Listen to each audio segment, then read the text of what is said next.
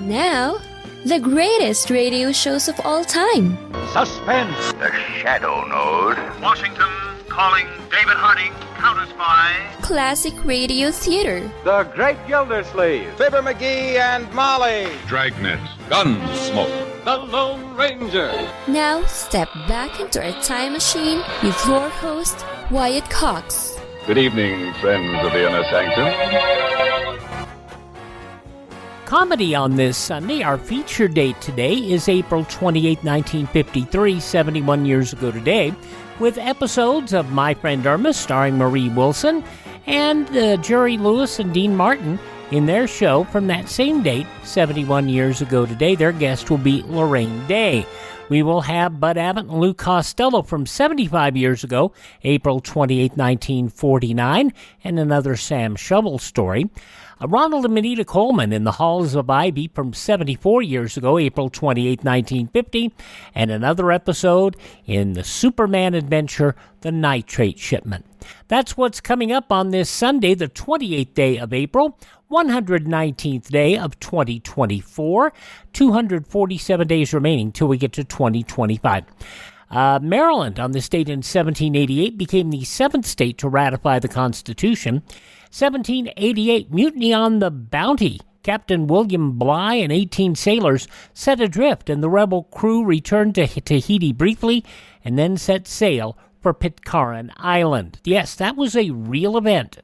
Casting me adrift 3,500 miles from a port of call, you're sending me to my doom, eh? Well, you're wrong, Christian. I'll take this boat as she floats to England if I must. I'll live to see you, all of you, hanging from the highest yardarm in the British fleet. Charles Laughton is Captain Bligh in the 1935 motion picture Mutiny on the Bounty, and Laughton starred alongside Clark Gable as Fletcher Christian. 1930, the first night game in organized baseball history took place in Independence, Kansas on this date in 1930. In 1932, a vaccine for yellow fever announced for use on humans. In 1945, Benito Mussolini and his mistress, Clara Petacchi, executed by firing squad consisting of members of the Italian resistance movement. In 1947, Thor Heyerdahl and 5 crewmates set out from Peru on the Kon-Tiki to prove that Peruvian natives could have resettled Polynesia. In 1952, General Eisenhower resigned as Supreme Commander of NATO. U.S. occupation of Japan ended on this date also in 1952. In 1965, U.S. troops landed in the Dominican Republic to forestall establishment of a communist dictatorship and to evacuate U.S. Army troops. I have ordered the Secretary of Defense to put the necessary American troops ashore in order to give protection to hundreds of Americans who are still in the Dominican Republic and to escort them safely back to this country. Many people were skeptical of the president's actions. In 1967, Expo 67 opened to the public in Montreal, Quebec, Canada. Opening on Broadway on this date in 1968, the American tribal love musical, Hair. When the moon is in the seventh house and Jupiter aligns with Mars, then peace will guide the planets and love will steer the stars. This is the dawning of the age of Aquarius, the age of Aquarius. Several of the songs from Hair became anthems of the anti-Vietnam War peace movement. The musical's profanity, its depiction of the use of illegal drugs, its treatment of sexuality, its irreverence for the American flag, and its nude scene caused much comment and controversy.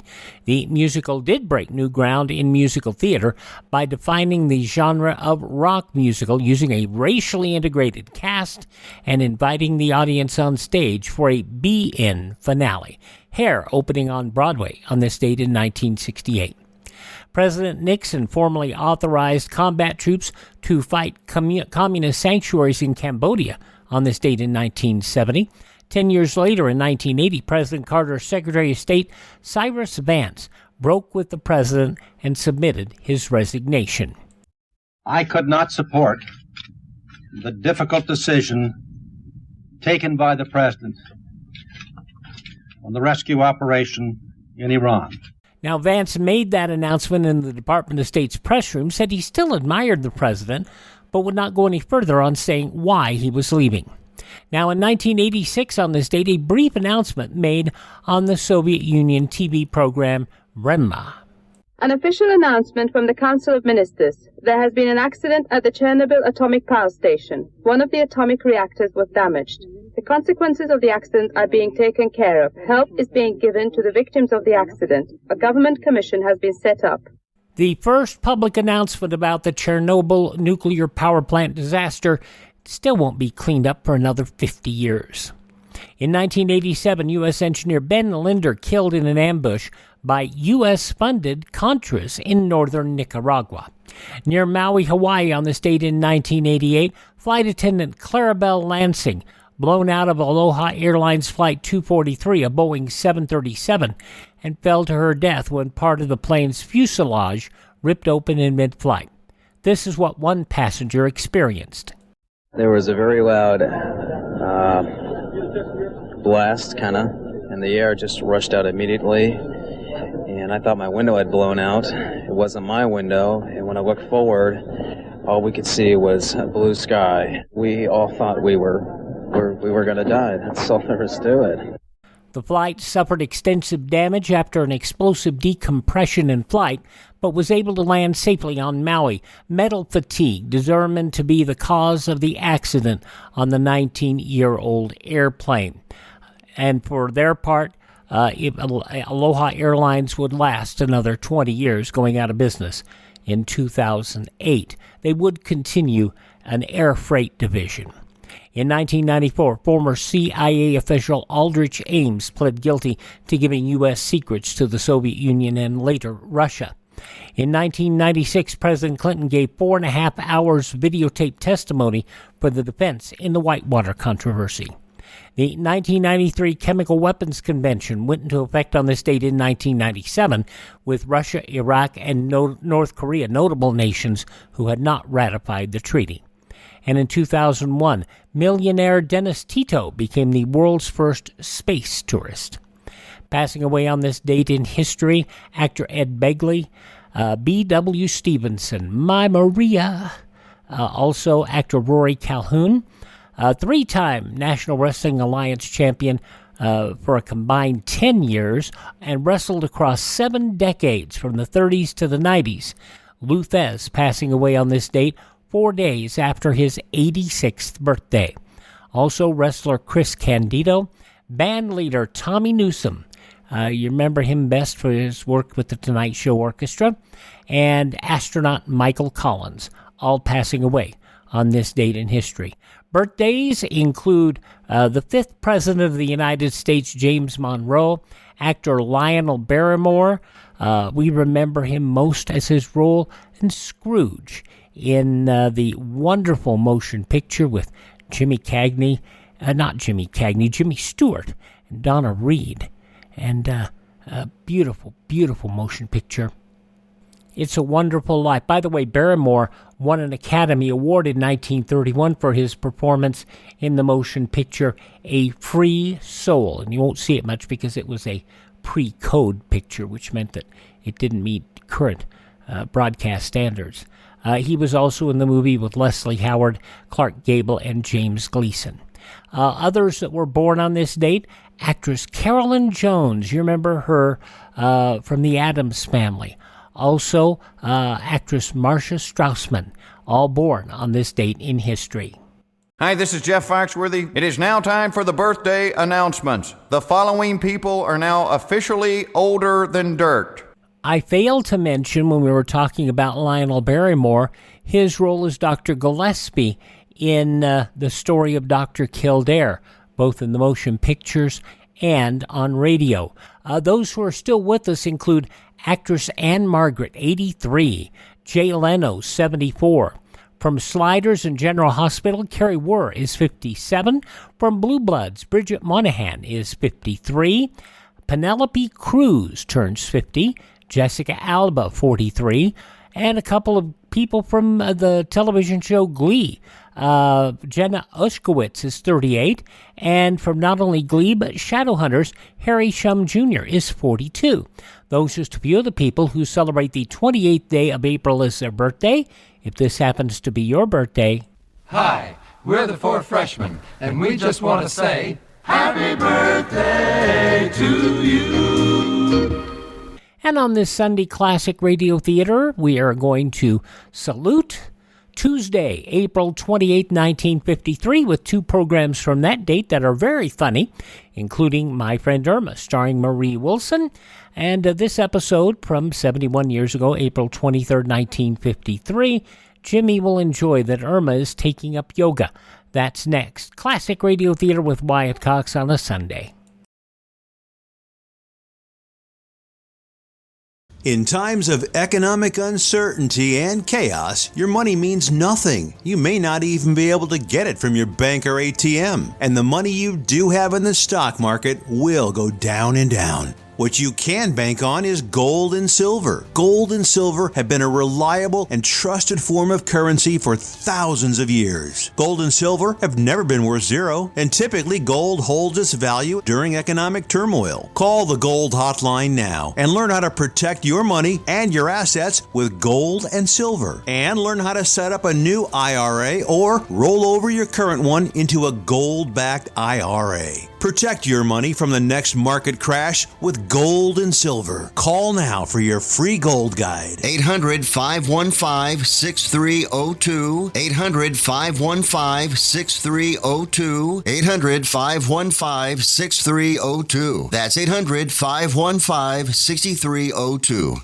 We'll start off this hour on Tuesday, April 28, 1953, 71 years ago. Marie Wilson in an episode of My Friend Irma. My Friend Irma, created by Cy Howard, transcribed from Hollywood, and starring Marie Wilson as Irma and Kathy Lewis as Jane.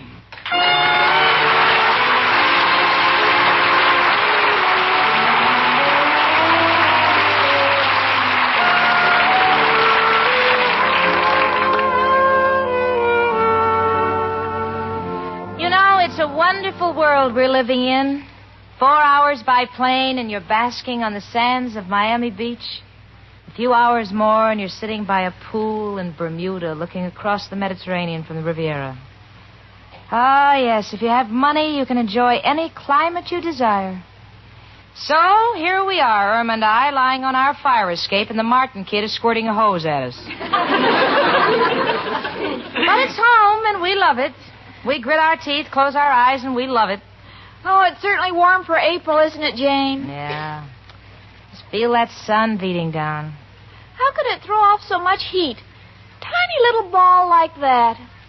Irma, for your information, that little ball is 1,000,000 times as large as the Earth. Jane, I think you better go in. I think you've been under that ball too long.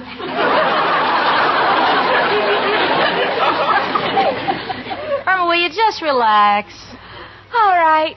My, the view is beautiful from here. Look at all the wash hanging on the clotheslines today. Yeah. Ah, the stories they tell. What do you mean? Well, you could almost judge people by their clotheslines. For instance, take the Freedman's wash over there in the courtyard. Look how little Milton's pants are all worn off at the knees. That's because he's always playing marbles. Yes, I guess you're right, Jane. Hey, and look at little Bobby's shirt. It's worn off at the elbows. That's because he's always leaning on them when he watches TV. Yeah. Look at where Mr. Friedman's pants are worn off. Yeah. I understand he has a desk job. Yeah.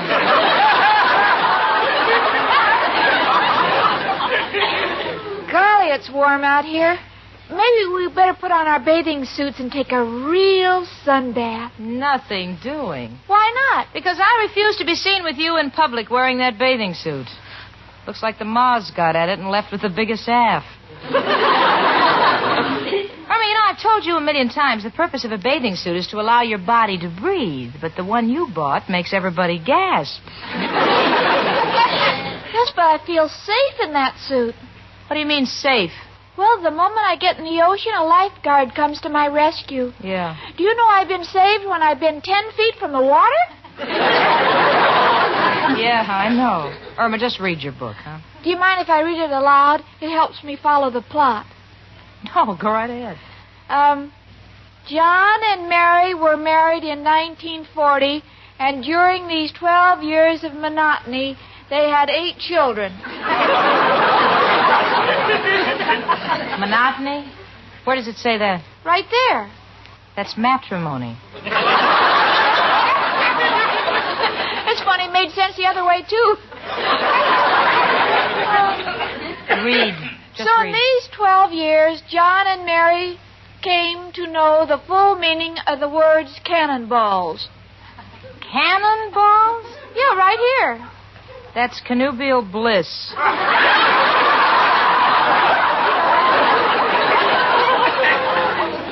Really, Irma? There are... Hey, we've got company. We better go in, huh? Let's go in. Come in. Hello, Jane. Hiya, chicken. Hi, Al. Hello, Al, honey. How's my hard-working man? How are things down at the garage? Garage? I quit that job yesterday. Didn't you know? You quit your job, Al? You only had it a week. So what? I ain't trying to establish a record. And besides, I found out that working in a garage was getting too dangerous. Too many women drivers. What's wrong with women drivers? What's wrong with them? When they stick their hand out, you don't know whether they want to turn left, turn right, back up, or just dry their nail polish. So I got a new job. Skywriting. Oh, Al, that's too dangerous. Not for me. I'm the co-pilot. If that plane crashes, it's the pilot who gets fired. I tell you, chicken, it's an exciting business, but you never know what's going to happen. What do you mean? Well, the weather can ruin you. Take yesterday. We wrote, diet with Ferguson's formula, and the wind blew away the tea. Didn't read well. Die with Ferguson's formula. Al, does this business pay well? Oh, sure, Jane, and it looks steady.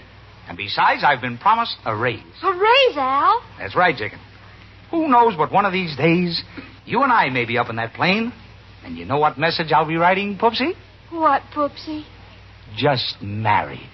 Oh, Al, not way up there. We won't get any gifts. Come in.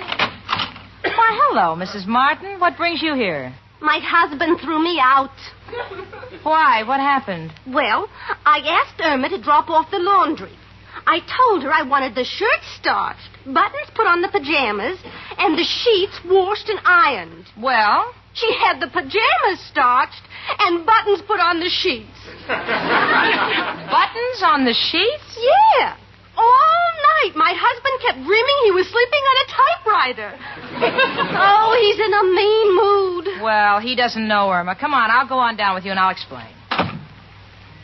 Now, how do you suppose the laundryman could have made a mistake like that? Chicken, how could you do such a thing? I didn't mean to, Al. I guess so, but I'm a little worried. Worried? Yeah. When I was unemployed and not getting anywhere, well, you were the right kind of girl for me. But now that I'm on my way to success, well, I got to be a little more careful. Al, do you think I'm stupid? Well, no, Chicken, I don't think of you as being stupid. It's just that you're bright in an ignorant way. And, well, I think we've reached a point where unless you improve your mind, we may have to call it quits. But, Al, I've tried to improve my mind. Remember that memory course I took? Yeah. How come you never kept on with it? I forgot the address of the school. Oh, it's no use, Chicken. I'm sorry. My career is too important. Oh, it's true that I love you. But remember, love is blind. And as long as I ain't looking, I might stumble on another dame as pretty as you, but with brains. So it's up to you what happens with our future. Farewell, Chicken. Come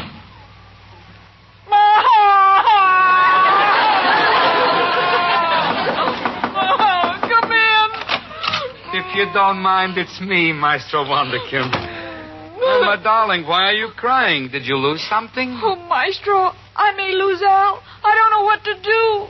Oh, it's very simple. Don't look. Please, Maestro, don't say things like that. I love Al, and now he's talking about giving me up because I'm so stupid. Oh, Irma, darling, you're not stupid. I'm not? No. You heard the old expression, young in heart. You just happen to be young in head.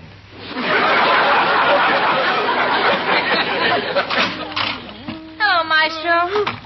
Irma, where's Al? He's gone. Jenny says if I don't improve my mind, he's going to give me up. Why, that no good. Now, please, Jane, I love Al. To me, he's everything. He's the air I breathe. He's the sun that shines. That's Al, all right. Hot air. Go ahead, desert me when I need help so badly. Oh, now, Cookie. Now, wait a minute. What do you want me to do, honey? I'm willing to try anything within reason. Help me to improve my mind. Wait a minute. I said within reason. How much is that dog in the window? The dog with the waggly tail. How much is that dog in the window? I do hope that dog is for sale.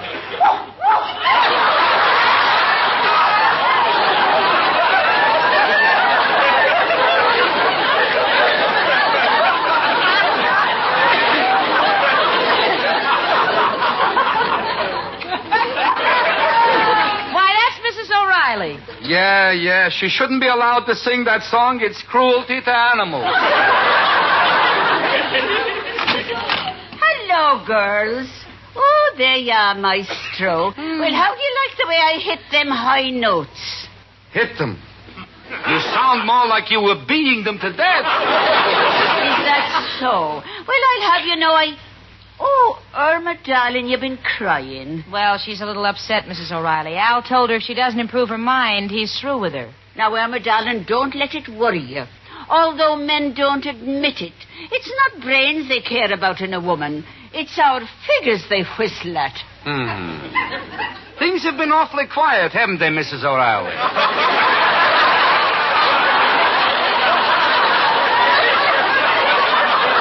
Oh, you're just like your cousin, Professor Kropotkin, always insulting me in public. But when we're alone, it's different. Why, last night in the movie, you held me hand all through the picture. I had to, otherwise you'd eat all my popcorn. Oh, please. This isn't helping me with my problem. Hasn't anyone got any suggestions? Well, I'd like to help you, Irma, dear, but what can I suggest to you that hasn't been tried?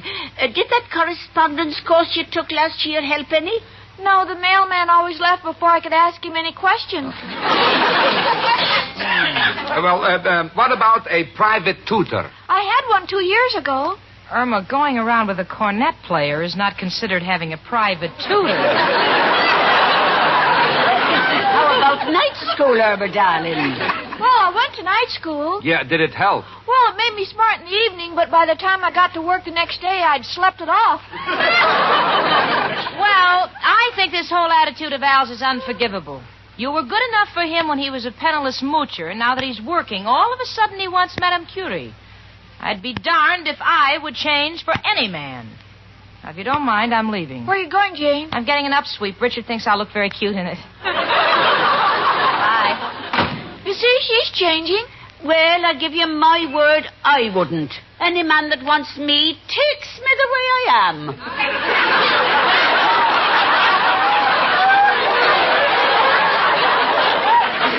This is the most unattractive giveaway program I've ever listened to. But, Irma, darling, I think in this case the girls are right. Just stay as sweet as you are. I can't. This is a crisis in my life. If Al wants a girl with brains, I'll find a way to get brains, even if it drives me out of my mind.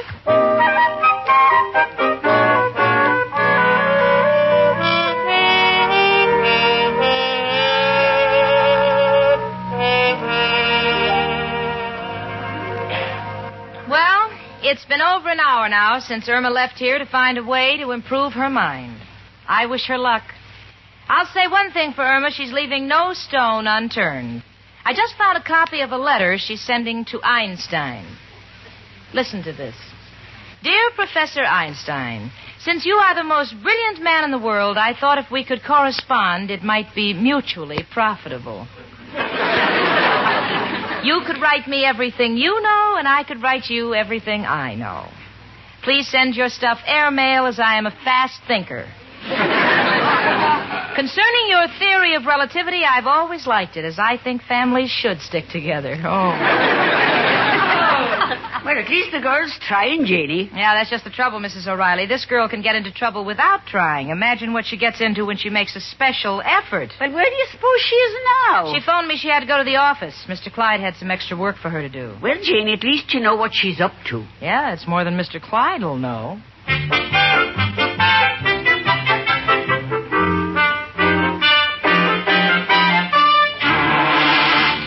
Miss Peterson, come into my office a minute, please.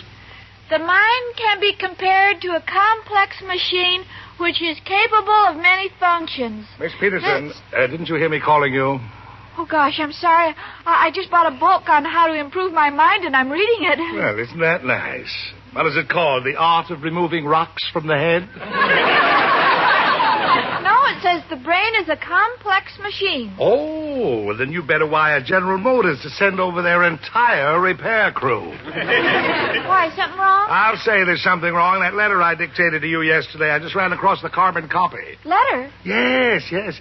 I said I haven't been able to get the deposition as yet concerning your wife's suit on such short notice, but I expect to get some action in the future.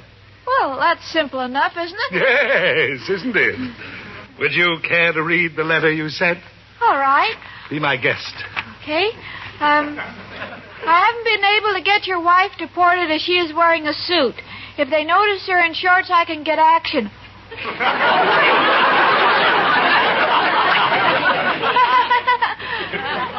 I guess I made a mistake. I made the mistake the minute I hired you. Well, that was the old Irma, Peterson. The new Irma is improving her mind. Oh, well, that's wonderful. Now, if one of you isn't too busy, will you get down to Western Union and send this wire? What's more... Milton? Oh, in here, dear. Oh, there you are. Oh, hello, Mrs. Clyde. Hello, Irma. How are you? Fine. How do you feel? Sharp as a blade. Sharp as a blade. Now I know why Mr. Clyde always says it. Says what? That he has to go home to the old battle axe. Miss Peterson, will you go on to Western Union? I've already left. Bye. Milton? Yes, dear? Do you say that? Of course not, my dear. You know that girl's out of her mind. Well, why don't you fire her? Well, I'm waiting until my birthday. I want to give myself a present. What brings you here, my pet? Well, I just couldn't tell you over the phone. I know how anxious you've been about the appointment. Here's the wire of confirmation from Washington. By George, it finally did come. My appointment to serve on the draft board. Well, let me see it, dear. Here it is, Milton. Yeah, it's quite a feather in my cap. Milton J. Clyde, you are hereby officially asked to serve. Signed, J. Henderson, Secretary of the Draft Board. Well, as long as I'm downtown, I think I'll do some shopping. Oh, wait, dear. I'll take you to lunch first. Well, aren't you being examined for your new insurance policy today? Oh, yes, but I'll be back in time. Dr. Wilkins won't be up here till 1:30. Very well. Do you think you'll pass? I better. I've been waiting a long time to get this additional insurance. Well, you know, our own doctor says I'm in perfect condition.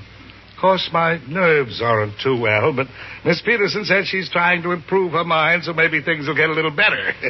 Shall we go? Aren't you going to wear your hat? No, Irma was filling the inkwell. She filled that, too.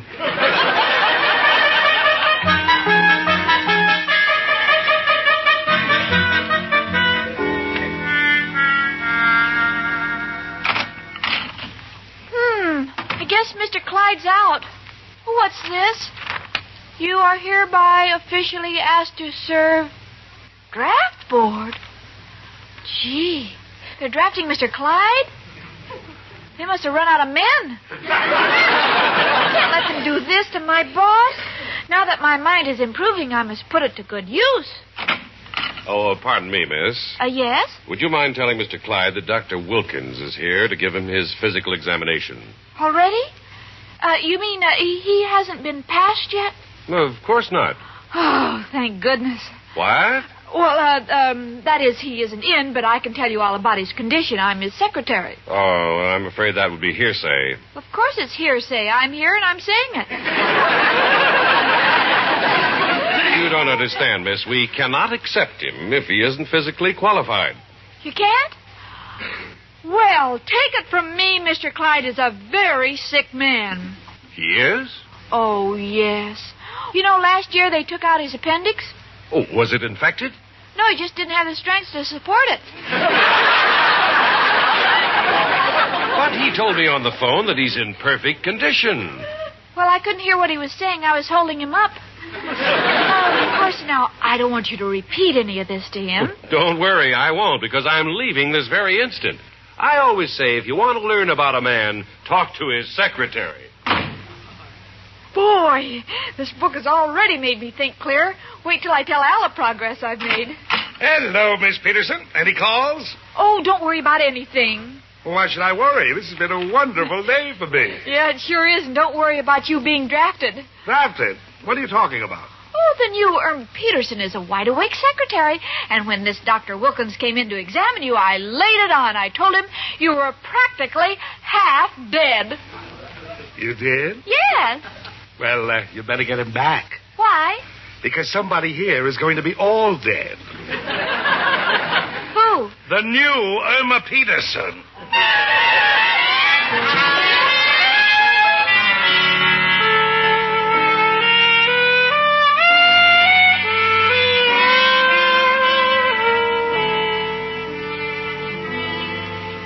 You would think after what Irma did to Mr. Clyde and all that we've told her that she would give up trying to improve her mind. But no, not Irma. This kid keeps fighting until it kills you.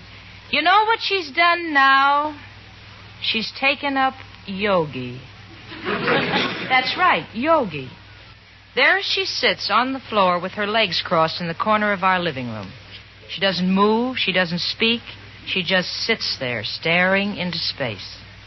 Look at her.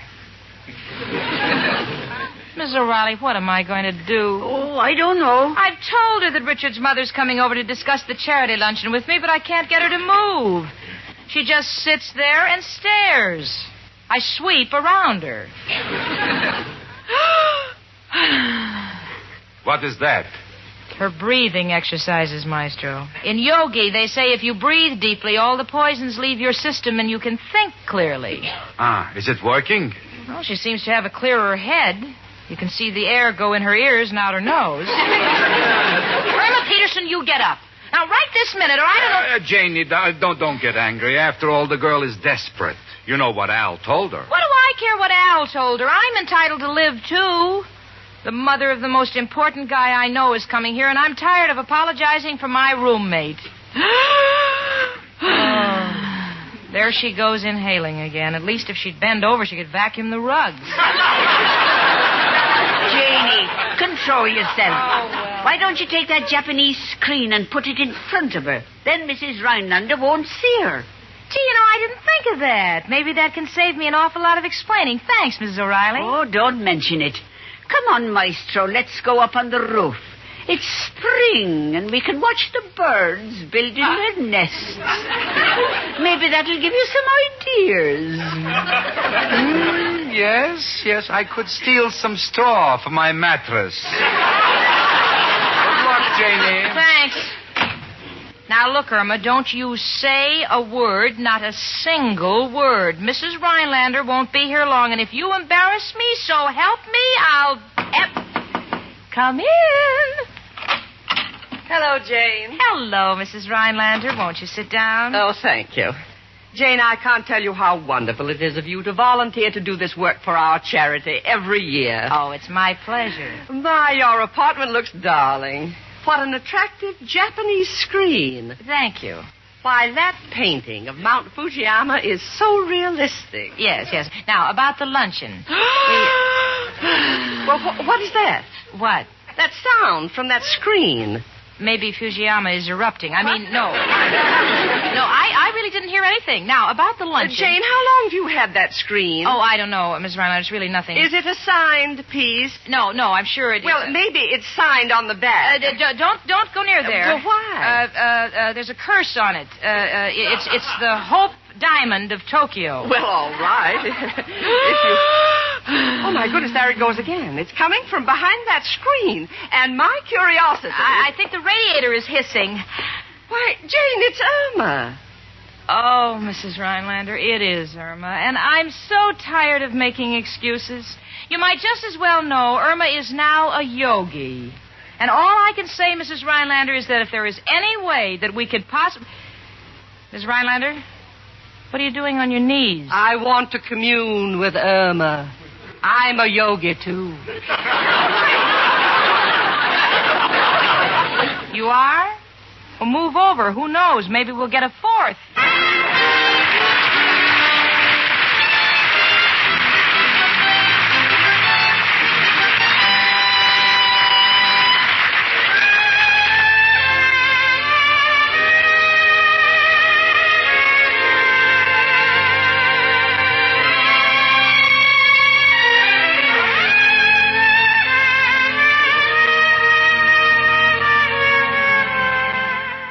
An Armed Forces Radio Network recording of My Friend Irma as it was originally broadcast 71 years ago today, Tuesday, April 28th, 1953. Next, the news of that Tuesday, 71 years ago.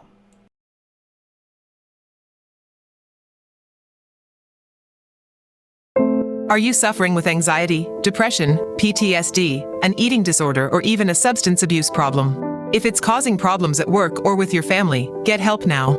At Insight Mental Health and Wellness, we help and treat all types of depression and mental issues. We will help you use your insurance to get away from it all, to a beautiful, sunny, and tranquil vacation-like environment, so you can recharge yourself. And with the Family Medical Leave Act, you could take the time off you need from work. Plus, with the Affordable Care Act, your treatment could be 100% covered. If you're suffering from any kind of anxiety, depression, PTSD, eating disorder, or even a substance abuse problem, use your insurance and get away from it all. Come to sunny California. Call Insight Mental Health and Wellness now. 800-281-8944. 800-281-8944. 800-281-8944. That's 800-281-8944. And we continue our salute here on Classic Radio Theater with Wyatt Cox with Tuesday, April 28, 1953. And let's take a look at the news of the day 71 years ago. The Senate booted out of the way yesterday a proposal to substitute federal control for the state's ownership provisions of the Submerged Offshore Lands Bill. It voted 56-33 to table a federal control amendment offered by Senator Anderson, the Democrat of New Mexico. Advocate of states' ownership of the oil-rich offshore areas hailed the ballot as an indication that eventually the bill will be passed by an even greater margin with no important changes. General Mark Clark last night offered $50,000 reward to every communist flyer who delivers a Russian-built jet to the Allies, and promised an extra bonus of $50,000 to the first Red Airman to fly to freedom. The move, unprecedented in the Korean War, aimed at disrupting the combat efficiency of the Communist Air Force. The Allies threatened to suspend once again the newly revived Korean armistice talks unless the Communists produce a constructive proposal on the crucial prisoner exchange issue. Lieutenant General William K. Harrison, the senior United Nations command delegate, opened this 39-minute session by asking the Red delegates whether they were ready to nominate a neutral nation to supervise the war prisoners who don't want to go home. The Korean ground war had a generally light day yesterday, while U.S. Sabre jets dive-bombed a communist troops and targeted along the front on their first close support mission. Soviet Foreign Minister V.M. Molotov told the Soviet-supported peace partisans that Russia favors their appeal for a five-power peace pact, that according to Soviet newspapers. The newspapers published an answer by the Russian government, signed by Molotov, to the Congress of the Peoples in Defense of Peace. Molotov's answer was sent to a committee of the Congress in Paris yesterday. The ex-soldier singing star released 10 days ago from the Army, Eddie Fisher, under a doctor's care yesterday after collapsing at the Paramount Theater in New York City during his final show. Songstress Peggy Lee, a personal friend, rushed into the breach. 15 miners rescued without injury yesterday at the Monarch Mine of the Blue Diamond Coal Company in Harlan, Kentucky. State Department of Mines and Minerals at Lexington said it understood a locomotive reel caught fire and the motorman was unable to shut off the power. And a 43-year-old battered and bloody painter in Tulsa, Oklahoma said, "Some honeymoon. Everything fine," he said, told police, until the second night they had their first argument. He said, "All of a sudden, she started beating me with her fists. I stood there to let her beat me, and believe me, she really hits." The bashed bridegroom said he called an ambulance when his nose wouldn't stop bleeding. The only injury his bride suffered were bruised fists. And the town council in Bickendorf, Germany, has decided that every family owning a bathtub must pay an annual tax of 8 Deutschmarks, about $2. Well, it seems none of the 8 members of the council own a bathtub. Maybe you'd call that dirty politics? Some of the day's news stories from Tuesday, April 28, 1953 on your radio. Up next, Dean Martin and Jerry Lewis. You're listening to a Sunday Classic Radio Theater with Wyatt Cox.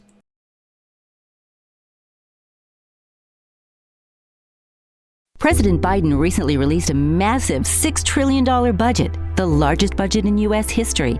And guess who pays the bill? That's right, you, the American taxpayer. American citizens and business owners will be paying more taxes. That's a fact. And if you owe back taxes, they will be coming after you to collect payments. In fact, President Biden also hired thousands more IRS agents to go after you. If you got a letter from the IRS and you know you owe back taxes or you haven't filed in years, don't put your head in the sand. Call us today. We've saved our customers millions of tax dollars. One quick, free phone call will show you how we can reduce your past tax bill and save you thousands. Guaranteed, or you pay nothing. Call now. 800-932-1431. 800-932-1431. That's 800-932-1431. Paid for by the Tax Helpline. And we wrap up our salute on Classic Radio Theater with Wyatt Cox to Tuesday, April 28, 1953, and an episode of the Dean Martin and Jerry Lewis Show from 71 years ago today. Transcribed.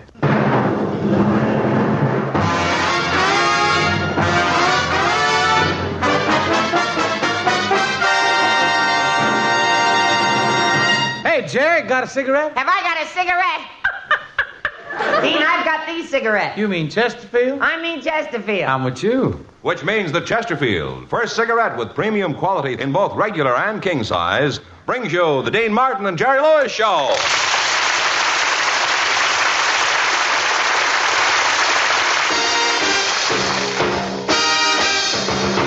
Chesterfield is best for you, much milder, better tasting too. They're today's best cigarette buy. Come on, smokers, why don't you try Chesterfield, best for you. Chesterfield, best for you. Regular, king size, either way. Make it Chesterfield's today.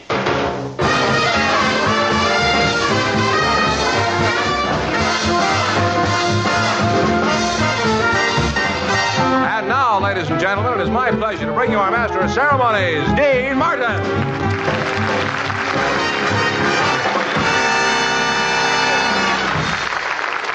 Thank you, and hi, everybody. Well, once again, we're all ready to open another pack of Chesterfields and another show. While my partner Jerry's off stage unrolling the hoops from another barrel of laughs, I'm going to spend the next couple of normal minutes unrolling a song. So, Richard, let's try Thumbelina.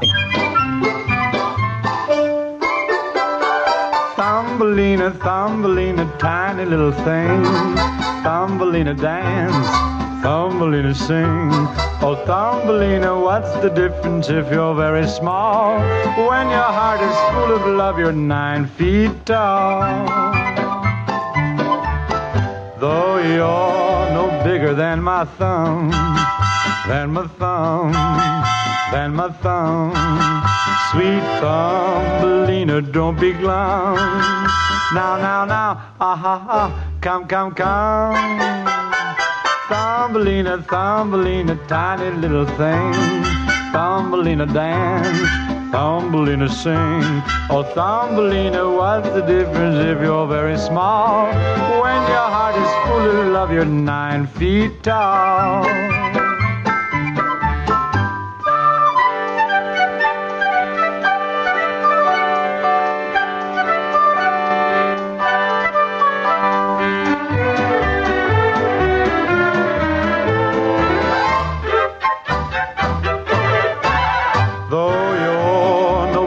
Than my toe, than my toe, than my toe. Sweet Thumbelina, keep that glow, and you'll grow, and you'll grow, and you'll grow. Thumbelina, Thumbelina, tiny little thing. Thumbelina dance, Thumbelina sing. Oh, Thumbelina, what's the difference if you're very small? When your heart is full of love, you're 9 feet tall.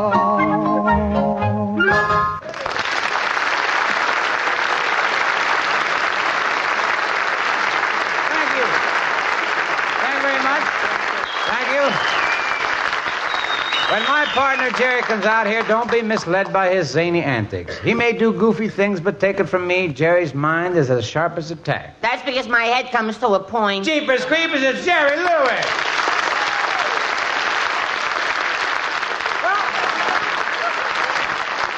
Well, you were late again for rehearsal today, Jerry, but I know there's a good excuse. Okay, let's have it. Well, No, Jerry, you're supposed to have the excuse. I haven't. Believe me, it's a dilly.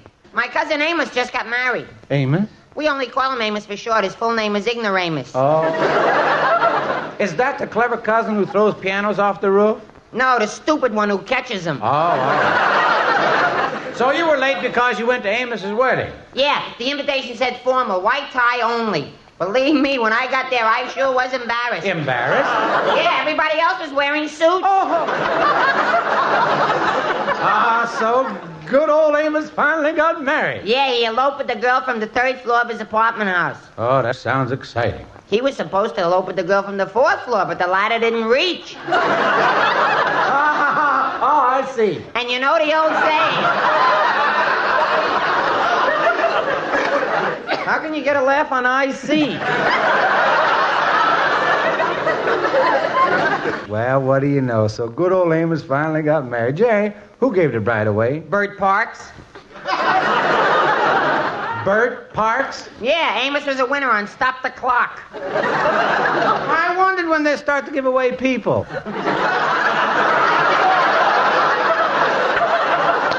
Well, so good old Amos finally got married. Looks like the whole gang is breaking up. Yeah, this week Amos. Last week my old friend Peppy Wiener got married. Peppy Wiener? The one who works in the wine company? Yep. You know, Peppy got promoted to the head of the payroll department. He signs all the paychecks for the company. You don't say. How come they gave him such an important job? They had to. He was the only one there who could spell Manischewitz. You know, Jerry, all this marriage talk makes me wonder. You and I have been knocking around an awful lot in the past few years. Yeah, eating in restaurants, washing our own shirts. That's it. Tell me, Jerry, did you ever think seriously of getting married? Lots of times, Dean. Why didn't you? You never asked me, booby.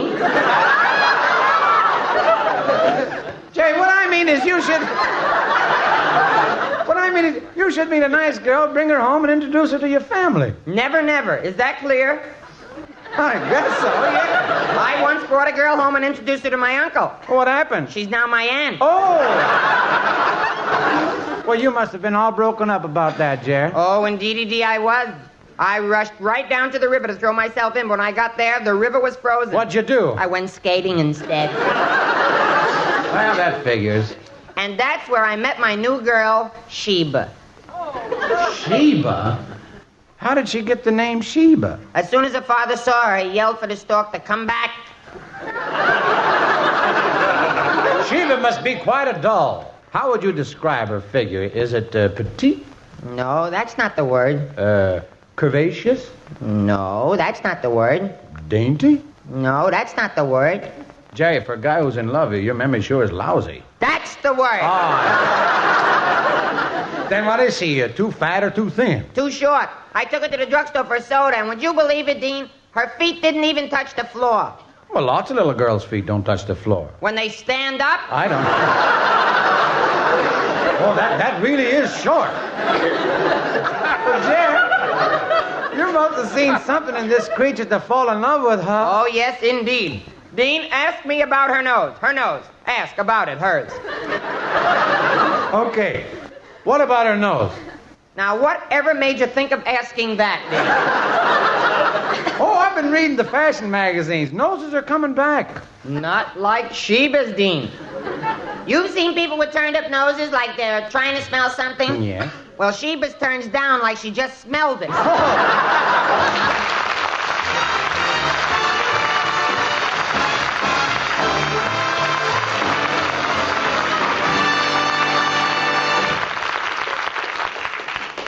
Years ahead of them all. Chesterfield is years ahead of them all. The quality contrast between Chesterfield and other leading brands is a revealing story. Recent chemical analyses give an index of good quality for the country's 6 leading cigarette brands. The index of good quality table, which is a ratio of high sugar to low nicotine, shows Chesterfield quality highest. Chesterfield quality highest. 15% higher than its nearest competitor. Chesterfield quality highest. 31% higher than the average of the 5 other leading brands. Yes, Chesterfield is first with premium quality in both regular and king size. Don't you want to try a cigarette with a record like this? Chesterfield.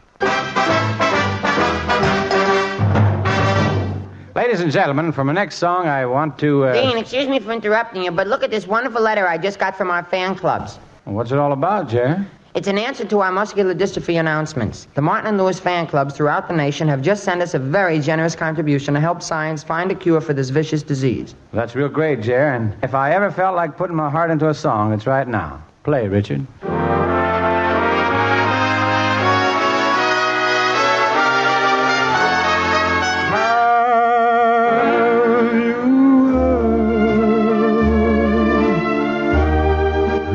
Kissing her now. Do you think she's blue?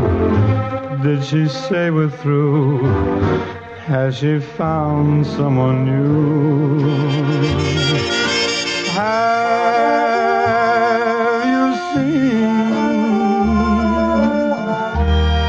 the way she looks now? Does she act the same when she hears my name? Does she say who's to blame? My arms are empty, my nights are long and lonely. I miss her so.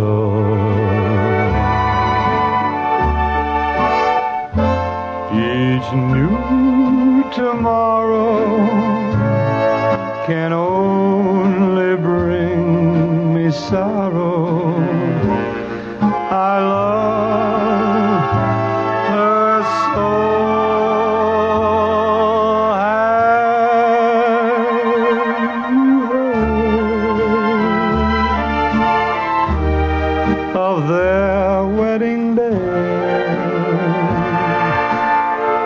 Rumors come and go. Still I'd like to know if it's true. Won't you tell me? Have you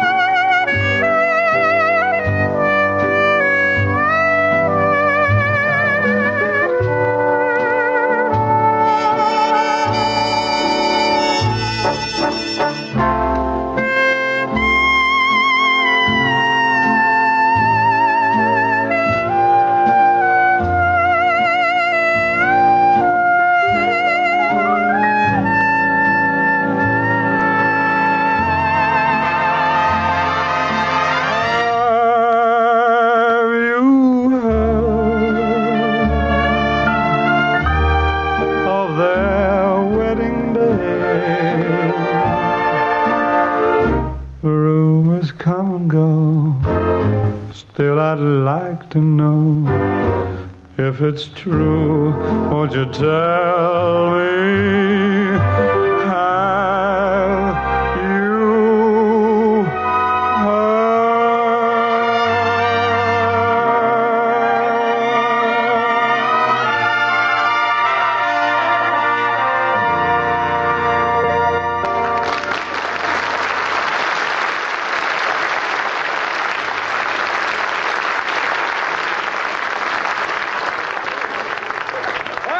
Again, we come to the pleasant duty of introducing our guest star. Oh, who is it? Pray tell. Well, I'll kind of give you a hint. Our guest star is glamorous, has silky hair, beautiful teeth. Is it animal, vegetable, or mineral?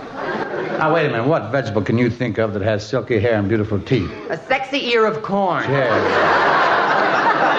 And ladies and gentlemen, you've heard the expression that a woman is nothing but a rag, a bone, and a hank of hair. Well, we're ready to prove that it's not the materials that go into it that count. It's what comes off the assembly line. And with our guest tonight, the assembly line produced perfection in the beauty, charm, and talent departments. Here is Miss Laraine Day.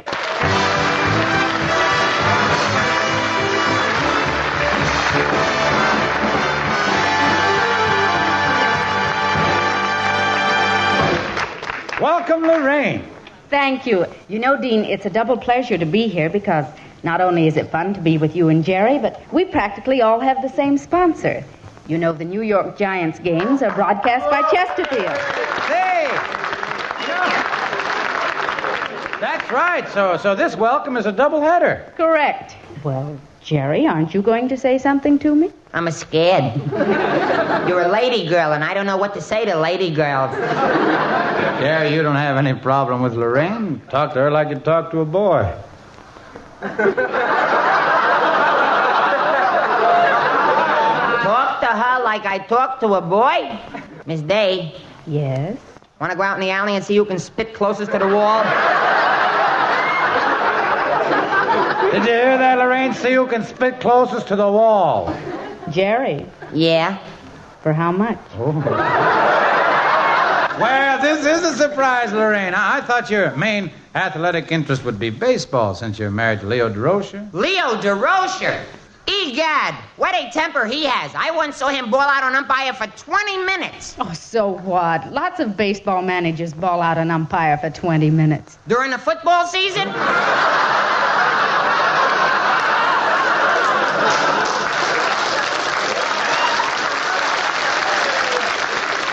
Laraine, you're wasting your time talking about sports with this kid. Dean Martin, you said a falsehood lie. Did I ever tell you about the time I was attending FCT? FCT? I've never heard of that school. You never heard of Fish Cannery Tech? Fish Cannery Tech? I was majoring in sardine. Oh. A sardine major. Well, Jerry, how did you do in tuna? I passed flake, but I flunked chunk.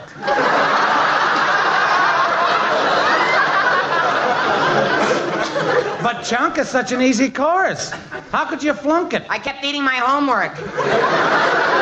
Delicious too, yeah. Jerry, at Fish Cannery Tech, what sports did you go in for? Were you on the live bait team?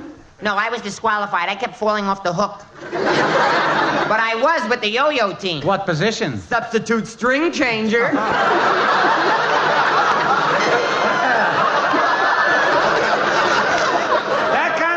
That figures.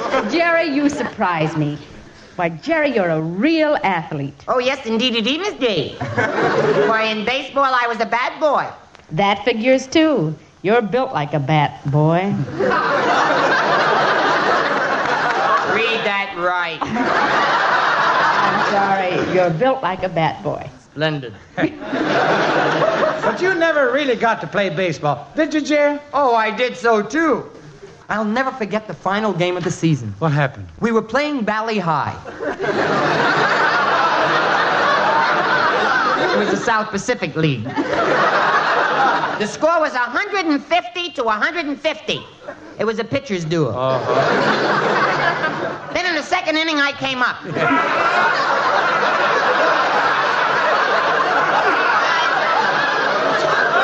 I hit the ball. Zowie! Over that fence! It kept going, boy. And that was 3 years ago, and for all I know, that ball is still traveling. Now, won't you wait a minute, Jerry? I've heard of baseballs being hit far, but no ball could stay in the air for 3 years.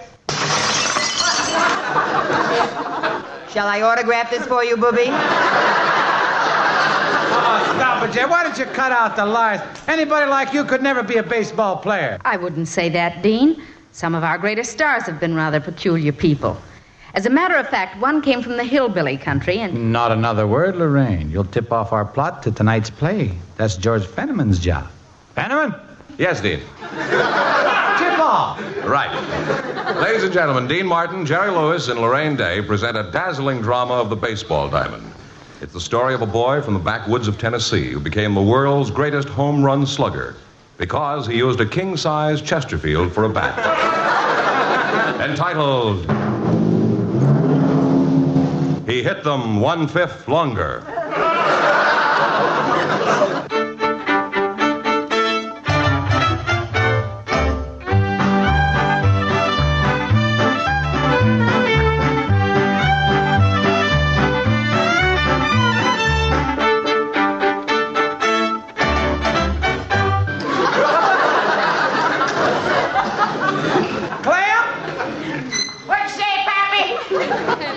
Recognize you today. You look sort of naked without your beard. Yep, Pappy. After 10 years, I finally cut my beard off. And guess what I found out? What? This here shirt's got a collar. My pretty, too. What collar was it?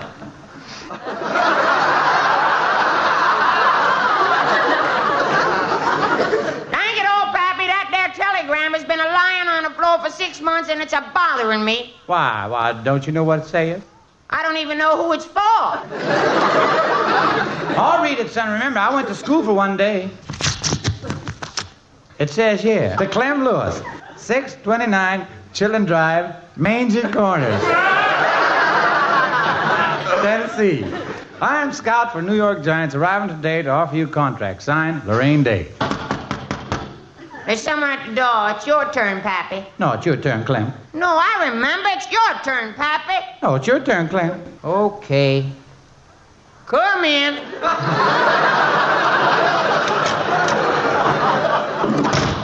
Hello there. I'm the baseball scout, Laraine Day. Ah-ha! Shucks, ma'am, you're prettier than a mess of hog fat simmering in a noonday sun. I think. Man, we can sure tell you ain't a gal from around here by your face. What do you mean? You got one. I must look a mess after all the traveling I've done. Do you people have a mirror? What, ma'am? A mirror. Oh, well, after you wash, what do you look at to make sure the dirt is all gone? The towel. Yep, the towel. Well...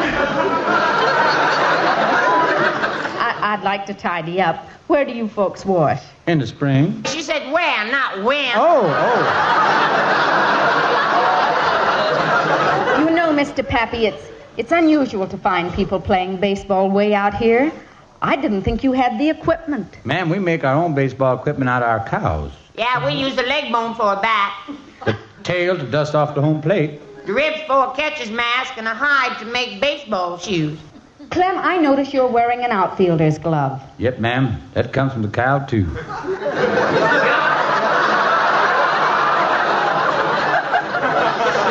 Any questions, ma'am? Well, now that I've had a good look at your son, Mr. Pappy, I don't think he could last a whole season. Ma'am, I reckon the reason I'm so puny is because of my appetite. Yep, Clem here eats like a bird. Well, that's nothing. I eat like a bird myself. Gosh, ma'am, you mean you like worms, too?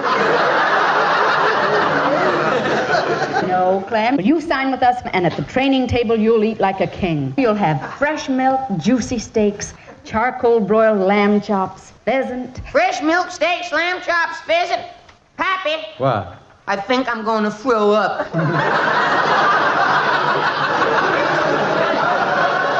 Forget it, Clem. Where's the contract, gal? Oh, here's the contract, but we'll need somebody to witness it. Here comes two of my older young'uns, Leif and Rafe. You'd like to witness the contract, Leif? Da, da, da.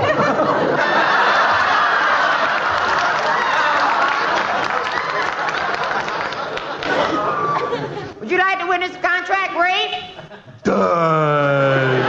Sir? Rafe's a West Point man.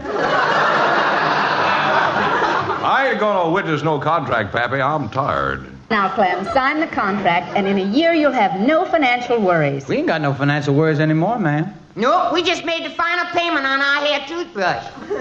Oh, you must be kidding. There are 14 of you in the family. How can 14 people use one toothbrush?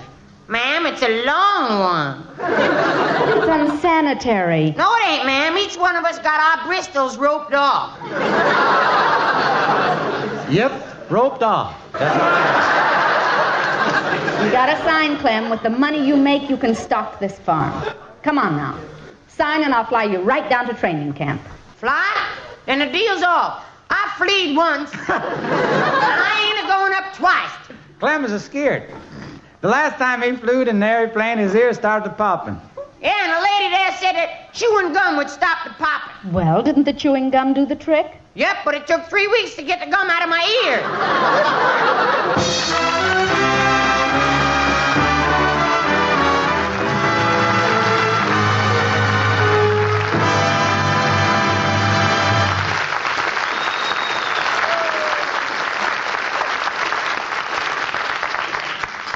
Chesterfield is best for you. Just listen to the record. For a full year and 2 months, a doctor has been making regular examinations of a group of Chesterfield smokers, and he reports no adverse effects to the nose, throat, and sinuses from smoking Chesterfields. Don't you want to try a cigarette with a record like this? Chesterfield, first with premium quality in both regular and king size. Chesterfield, first choice with Young America. And that's from a survey of 274 colleges and universities. Try Chesterfields today. Remember, Chesterfield is America's best cigarette buy. Ladies and gentlemen, before my next song, I'd like to tell the many nice people who have been asking us about our next TV show that we'll be busting out of their home screens this coming Sunday, and hope you'll be looking. And right now, I hope you'll listen to and like The Nearness of You.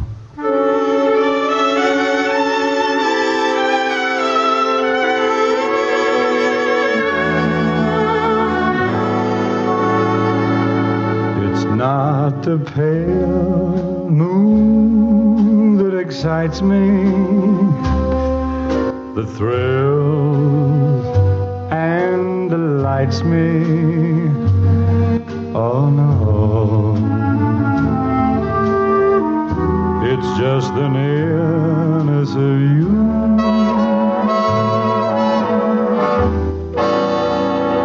It isn't your sweet conversation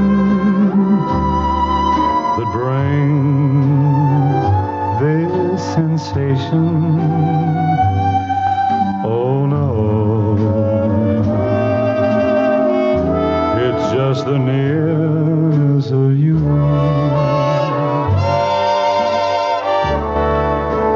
When you're in my arms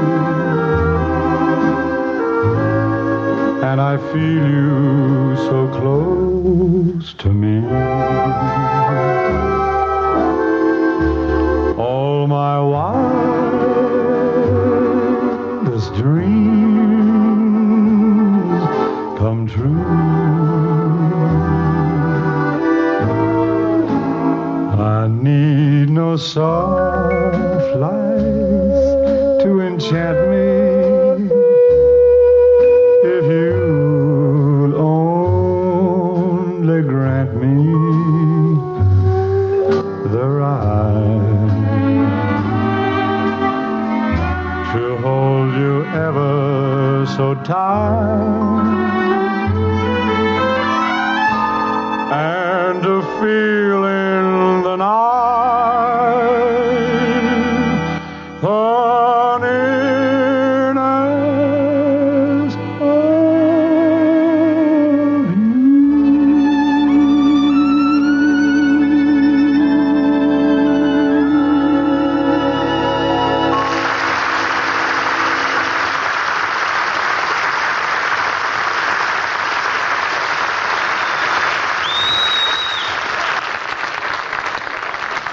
Wonderful, Dean. That's really big league singing. Thanks, Laraine. Even your compliments are in baseball talk.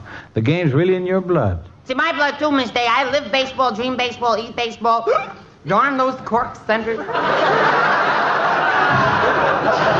Well, thanks for being on our show, Laraine. Thank you, Miss Day. You can take another turn at bat with us anytime your heart desires. Yep. Make our show your home plate anytime. Thank you, Dean and Jerry, and good night, everybody. Good night. Good night.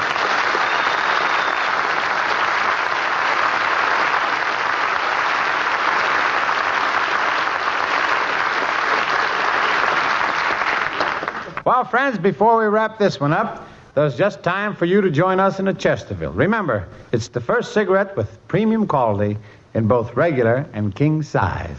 Right, Dean, and like George Veneman said, Chesterfield quality is highest of the 6 leading brands. Yes, Jerry, and Chesterfield is first choice of young America.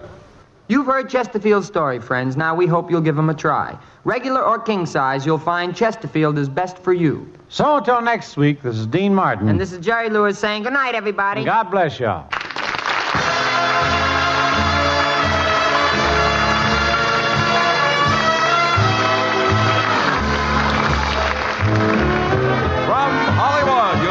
Transcribed the Dean Martin and Jerry Lewis Show. Produced and directed by Dick Mack. Written by Arthur Phillips and Austin Kalish. With music prepared and conducted by Dick Stabile. And this is George Fenneman reminding you to listen to Chesterfield's award-winning show Dragnet Sunday night on this same NBC station. Now, new Fatima has the tip for your lips. Fatima tips of perfect cork. King size for natural filtering. Fatima quality for a much better flavor and aroma. So remember, new Fatima has the tip for your lips. Fatima. See how smooth they are. Remember, Fatima is made by the makers of Chesterfield, Liggett and Myers, one of tobacco's most respected names.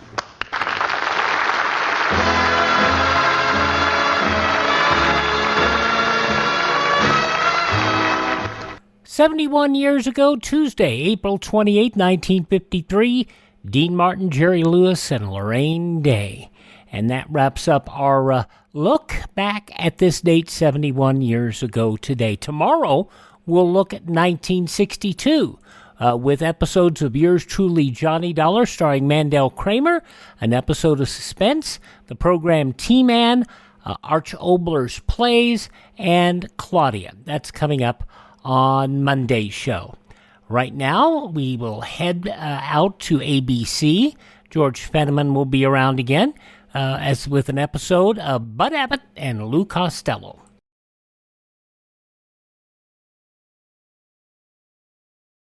Whenever you drive the car, there is always an unseen, unwelcome passenger with you. That passenger is danger. The danger of a traffic accident. Unfortunately, every person seems to have the absurd notion that he bears a charmed life, that no traffic accident can happen to him. But it can, and too often it does. So when you're behind that wheel, don't take chances. Obey all traffic rules. Drive safely for life, your life, and the lives of us. Classic Radio Theater with Wyatt Cox on this Sunday, an episode of Abbott and Costello. This episode goes back 75 years to April 28th, 1949. And yes, there is in fact another Sam Shovel tale. Hey, Abbott, what time is it? It's time for the Abbott and Costello Show. We're on the air for ABC here in Hollywood. Well, what are we waiting for? Let's go with the Abbott and Costello Show.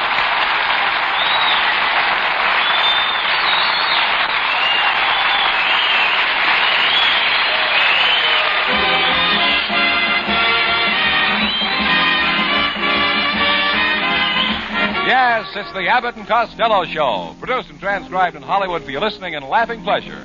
Chuckles with a carload and music by Matty Malnick. So hold on to your chairs, folks, for here they are, Bud Abbott and Lou Costello.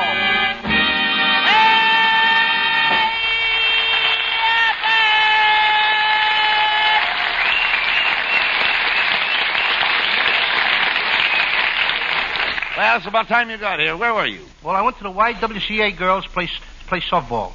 And one girl was running to third base. She slipped and fell and landed in my lap, and boy, was I mad. Why? The umpire made me put her back in the game. Yeah. Was she a pretty girl? Oh, pretty.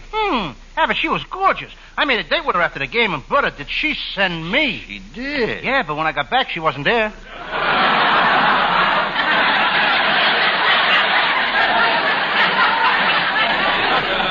Costello, why do you keep annoying every girl that you meet? Who do you think you are, Casanova? Who do I think of who? Who do you think you are? Casanova? Casanova? Huh. I may not be Casanova, but people say that I'm as good looking as Van Johnson. Who says that? How do I know? Do you think I go around eavesdropping?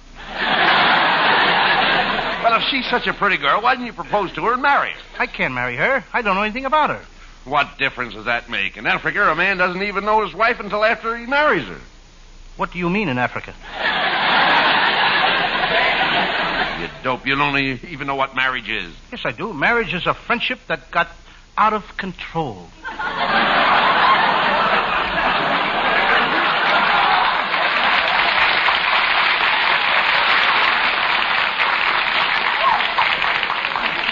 Costello, you shouldn't have any trouble Lou, you shouldn't have any trouble getting married. Do you know that out here in Hollywood, there are 2 girls for every man? 2 girls for every man? Are you sure? Certainly. Then some dirty sneaker's got 4. Costello, it's no use. You'll never get a girl until you settle down and become a man of regular habits. I am a man of regular habits. Then how come you were out until 4 o'clock this morning with that redhead that lives next door? That's one of my regular habits. Costello, I can't understand how girls go out with you in the first place. Abbott, it's my terrific magnetism. You've got magnetism? Yes, last week I picked up 2 blondes, a redhead, a brunette, and a rusty nail. Why don't you be like me, Costello? I've got away with women. You haven't got away with many lately. Is that so? I happen to be the reason that women leave home. Yes, the day you were born, your mother took one look at you, and she hasn't been back since. Get him out of here.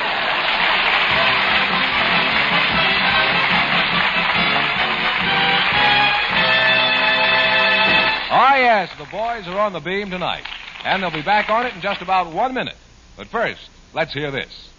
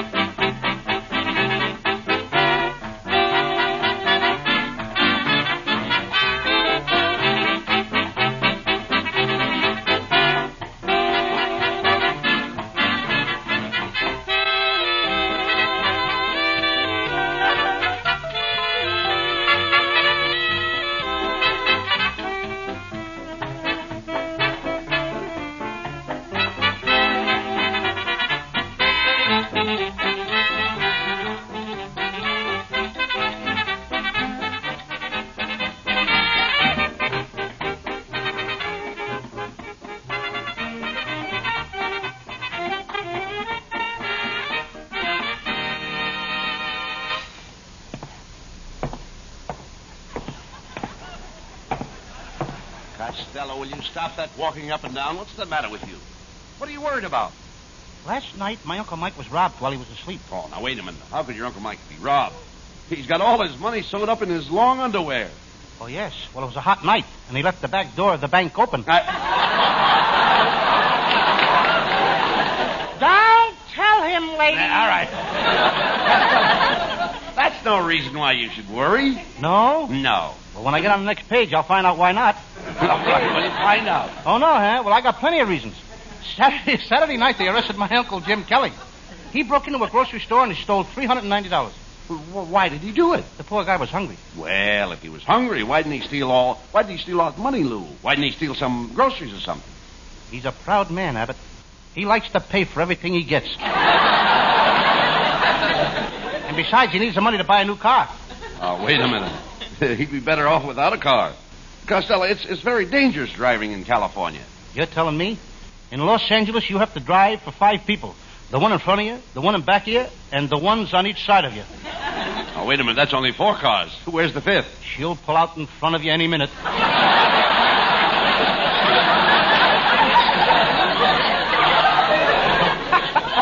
Well, Abbott, I gotta leave now. I got a new job with my brother Pat in the trucking business. Has he got his own truck?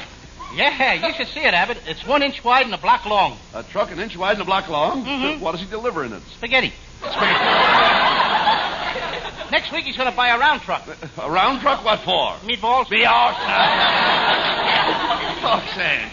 Is your brother Pat making any money in the trucking business, Lou? Oh, yes. He did so good last week that he bought his wife one of those new electric blankets. It saves her a lot of time around the house. Now, wait a minute. How can an electric blanket help her with the work around the house? Well, she takes the eggs and the bacon to bed with her. And when she gets up in the morning, breakfast is ready. That electric blanket is making her very popular, too. What do you mean? Last night, she turned it on too high, and now... Yes? She's the toast of the town. Oh, Mr. Costello, I've got to talk to you. I've got a great idea. Wait a minute, mister. What's the idea of breaking in here like this? Well, I've got an idea that will make you two the most popular comedy team in radio. What is it? I'll stamp your name underneath every cow in the country. Wait a minute. How will that make us popular? Well, at least you'll have all the farmers pulling for you.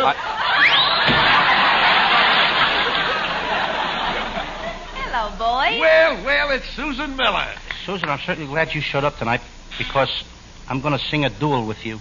Costello. You mean a duet. A duel is where somebody gets hurt.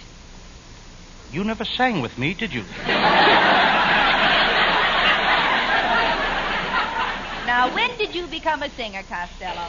Well, I don't like to brag, but would you believe that I taught Bing Crosby how to sing? No, I wouldn't. You're right, but once in a while I catch a sucker. Costello, you don't know the first thing about music. Well, I'll have you know what I studied music. Nah. I went to a singing school. I used to study until I was blue in the face, and then the teacher presented me with a medal. For being the best singer in the class? No, for having the bluest face.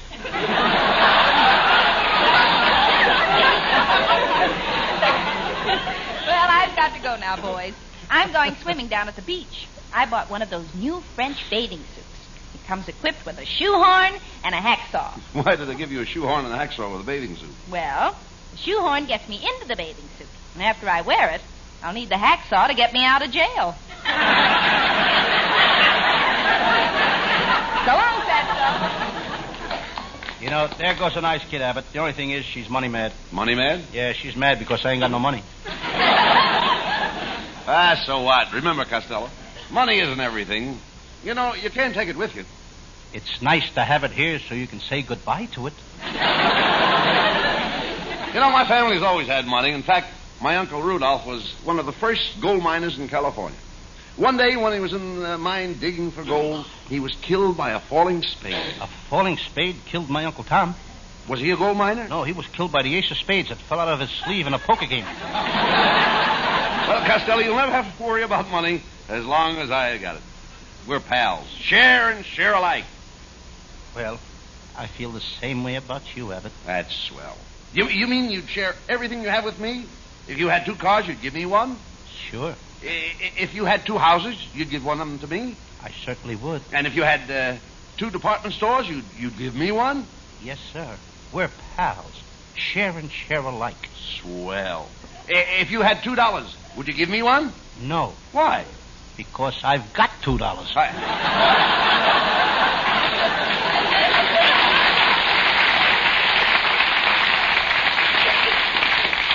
So that's the way you feel, eh? I thought I was your pal. Are you trying to tell me that money means more to you than I do? I didn't say that, Abbott. Well, does it? Yes. That settles it, Costello. I'm going on my vacation to New Jersey, and I'm not taking you with me. Who wants to go to New Jersey now? When we were there last summer, the mosquitoes were so big they were carrying baseball bats. I woke up in the middle of the night, and 2 of them were sitting on my stomach holding a conversation. Oh, now, don't be silly. Mosquitoes can't talk. Don't tell me. These 2 were certainly chewing the fat.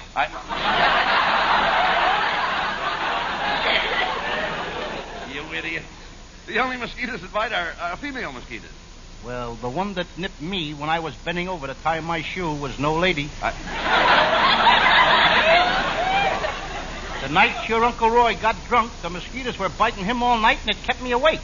Well, if they were biting him, why did it keep you awake? Well, they'd bite him and then come over and sit on my bed and hiccup.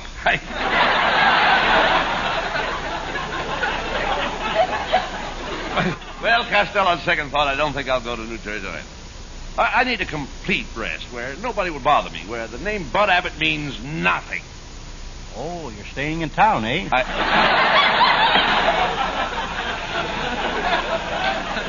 Never mind that. Where are you going? Well, I think I'll go to Honolulu. Last time I was there, I met a beautiful native girl. She was gorgeous, and what a figure. All day, she'd walk around carrying a big basket on her head. Then at night, she'd sneak off, and she'd meet me. Ah, brother, she taught me plenty. She did? Yes. You should see me carry a basket on my head. Never mind that. Have you been getting plenty of rest? No. And I've been having a lot of trouble going to sleep. Last night, I didn't fall asleep till 11 o'clock. What time did you go to bed? 5 minutes to 11. Costello, you need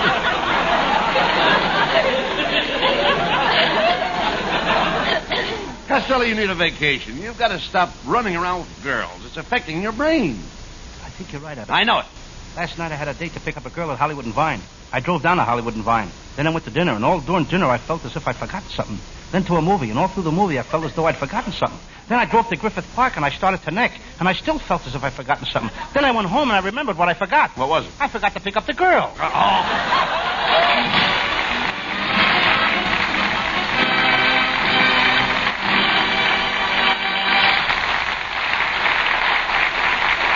And each week at this time, the Abbott and Costello Show presents our feature singer. And here he is, ladies and gentlemen, Hal Winters with Matty Malnick and his orchestra.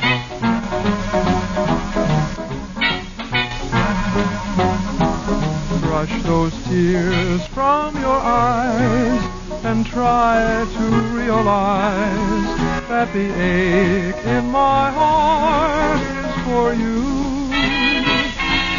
Brush those tears from your eyes and try to realize that from now on I'll always be true. I went away, but I didn't mean to stay, and I will regret it until my dying day. Brush those tears from your eyes and try to realize that the ache in my heart is for you. I went away, but I didn't mean to stay, and I will regret it until my dying day. Brush those tears from your eyes and try to realize that the ache in my heart is for you.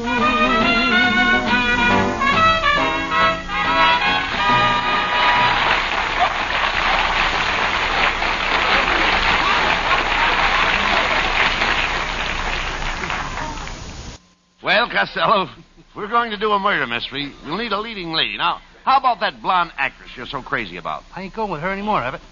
We had an argument about mustaches. She likes them and I don't. You mean she wanted you to grow a mustache? No, I wanted her to shave hers off.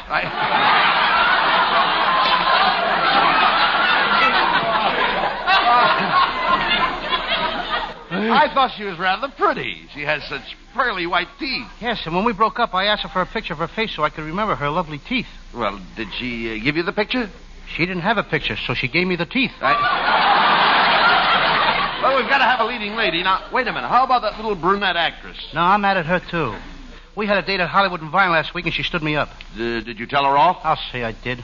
I said, how dare you stand me up at Hollywood and Vine? And she said she was sorry, and now we have an understanding. You have? Mm-hmm. Now she's going to stand me up at Sunset and Vine. Costello, I think this idea for doing detective stories is going to be a flop. You know nothing about detectives. Well, my whole family were detectives, Abbott. My Uncle Tom was smart as a whip, but they threw him off the force. Why? They found out there weren't very many smart whips. I don't believe that. Why did Tom really get thrown off the force? Well, if you must know, he was taking bribes. He used to put the money in his shoes, and the chief found it out. If he put the money in his shoes, how did the chief find out? He got 18 inches taller the first week. Who else in your family were detectives? Well, my twin uncles, Gus and Billy. They joined the force on the same day. Billy's first assignment was to find a gorgeous secretary who had stolen $1 million from her boss. What was Gus's first assignment? To find Billy. Were any of the other Costello's detectives? Yes. Two of my cousins, Bert and Harry. They were working on a case at the racetrack. They had to find a gang that was doping horses. A difficult case? Oh, very difficult. Difficult, eh? Yeah, very difficult. Bert and Harry disguised themselves as a horse and slept in the stables. One night a guy came along and jabbed them full of dope. What did they do? What could they do? They came in third and paid $280. Well, never mind that. What is your Sam Shovel story for tonight? It's one of my most famous cases. I call it the case of the boy named Tony, whose mother kept him locked in a closet, or Tony's Home Permanent.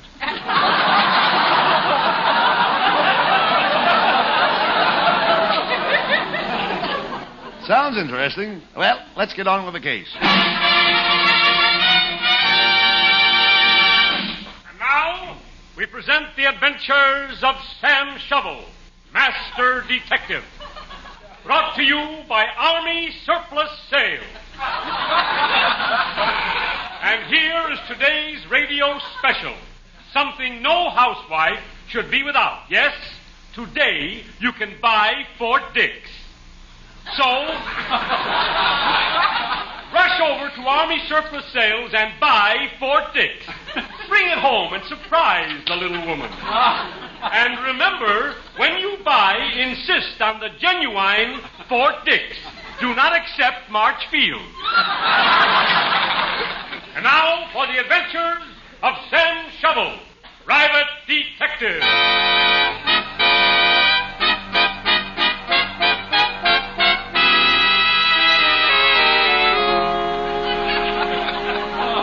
Yes?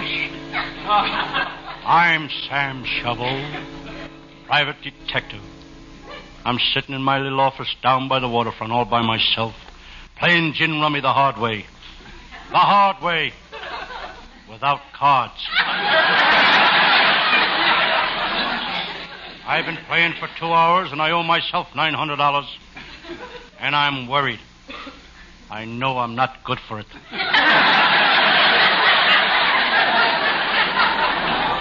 Being a private detective isn't a bad racket. I remember the first day I opened this detective office, I threw a party. What a party. I bought a carton of beer, and as I was carrying it up the stairs, I tripped. All the bottles were broken. Beer was leaking all over me. Everybody cheered and congratulated me. I had broken my first case.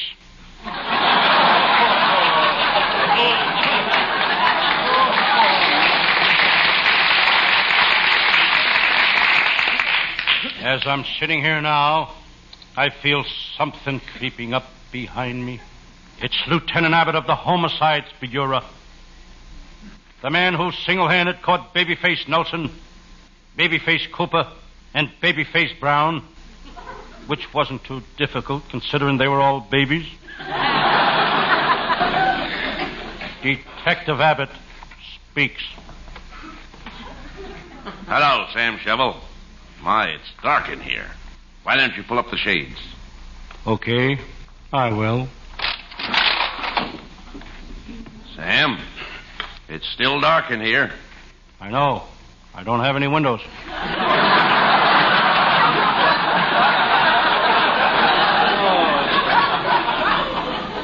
Just look at your office. An old herring barrel for a chair, a soapbox for a desk, a rug made out of old newspapers. Yes? You may not believe this. Lieutenant, 5 years ago I started out with nothing. Look out! Look out! Look. I scared you! Look, you got another fire. You got another one. Look out! Look out! Hey, look. Somebody made a bullet hole in the ceiling. Just missed killing me. How could a bullet shot at the ceiling hurt you? If I happened to be sitting on a chandelier, I would have been killed. Shovel, what made you go into this dangerous business? The prizes. There's prizes in the detective business? Sure. If I'm lucky, I may get to be Ellery Queen for a day.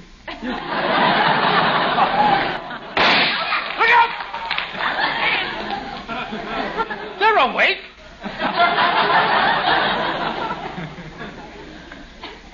What was that? Oh, just the backfire of an automobile.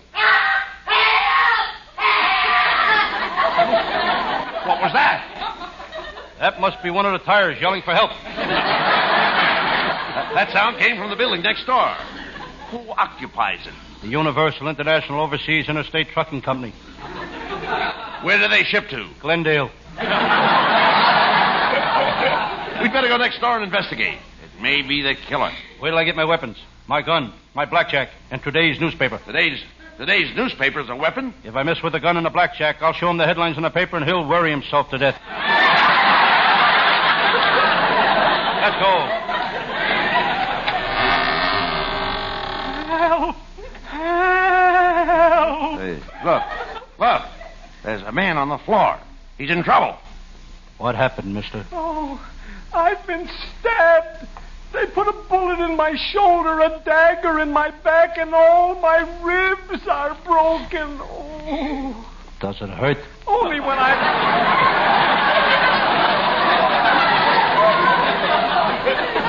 Does it hurt, mister? Only when I laugh. Come, man. Tell us who stabbed you. It was... This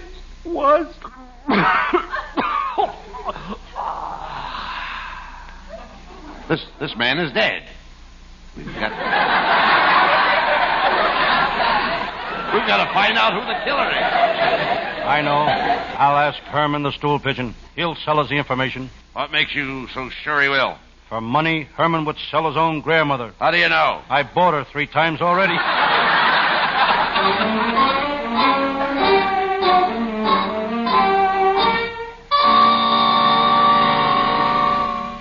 Well, I left Lieutenant Abbott and went looking for Herman the stool pigeon. Then made a trip to the Los Angeles waterfront, the toughest part of town. What a tough neighborhood. The only place in Los Angeles where the pedestrians knock the cars down. I was scared, plenty scared. My throat was so dry I could feel the seeds in my Adam's apple. I drew my trusty revolver. I didn't know whether to put it in my holster or in my pocket. Then I decided to check if the gun was loaded. I held it against my head and pulled the trigger. Putting the gun in the hole in my head, I started for the docks.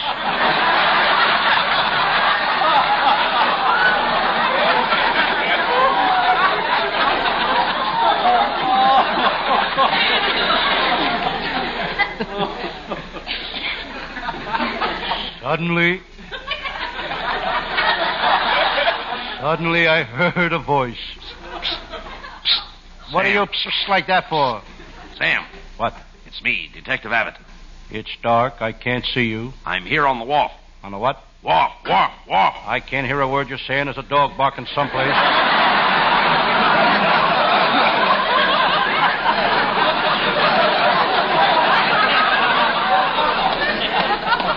I looked up. Waterfront Lil was standing beside me. She was more beautiful than ever. She spoke. Hello, Sam. Hello, Miss Waterfront. Call me Lil, you gorgeous hunk of man. Okay, Lil, you gorgeous hunk of man. Never mind the romancing, Sam. You've got to find out if she's a smuggler. Okay. Be subtle. Don't let her know you're after information. Okay, take it easy. All right. Okay. Lil, are you a smuggler? Sam, I'll tell you if you promise not to turn me over to the police. Now promise you won't turn me over. Why should I turn you over? You can't look any better on the other side.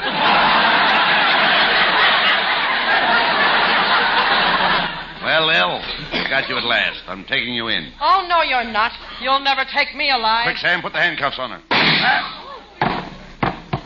She got me. I'm shot. Oh, I'm sorry, Sam. Quick, Lieutenant, call an ambulance. We'll take Sam to the hospital. No, not the ambulance. Sam, don't you want to go to the hospital? Yes, but I ain't riding in no ambulance through that Los Angeles traffic. A man can get killed that way. I'll walk. Quick, get him out of here.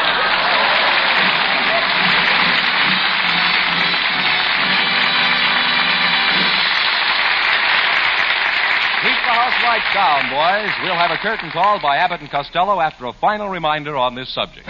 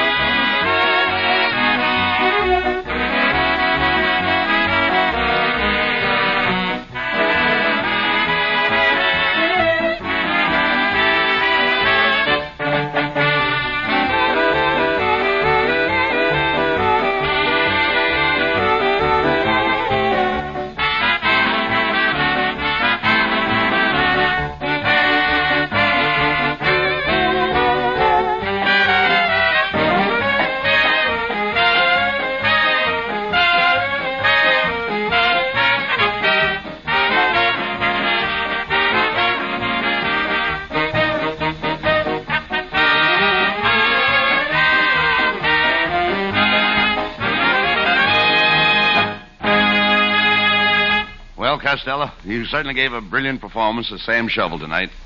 Thank you, Bud Abbott. You're full of pep. Yes, sir, you certainly were effervescent tonight. Did you ever see me when I effervescent? Effervescent.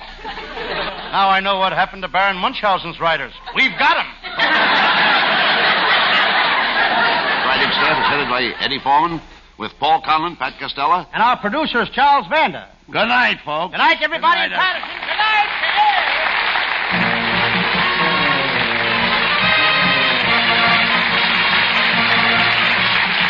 Listen each Thursday night at this time for another great Abbott and Costello show, produced and transcribed in Hollywood. Be sure to stay tuned for the outstanding entertainment which follows throughout the evening on this ABC station.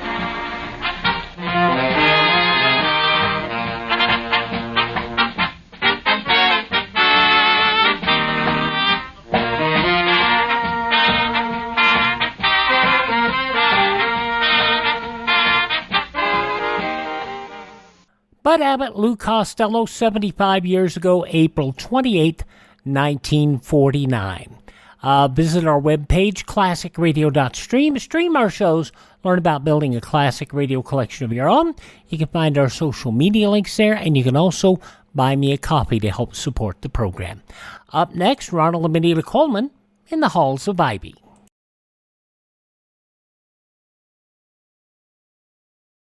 Our religious institutions are strongholds of the American way of life. Our country was founded by men who had faith in God and who were willing to endure hardship and sacrifice for the sake of that faith. Today, the religious institutions in your community need your interest and support, so take an active part in religious affairs.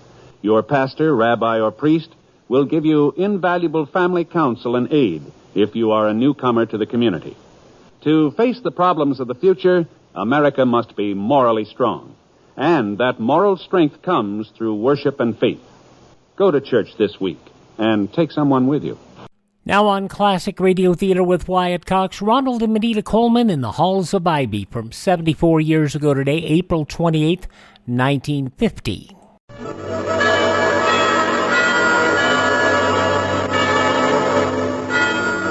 Ladies and gentlemen, the Joseph Schlitz Brewing Company of Milwaukee, Wisconsin presents The Halls of Ivy, starring Mr. and Mrs. Ronald Coleman.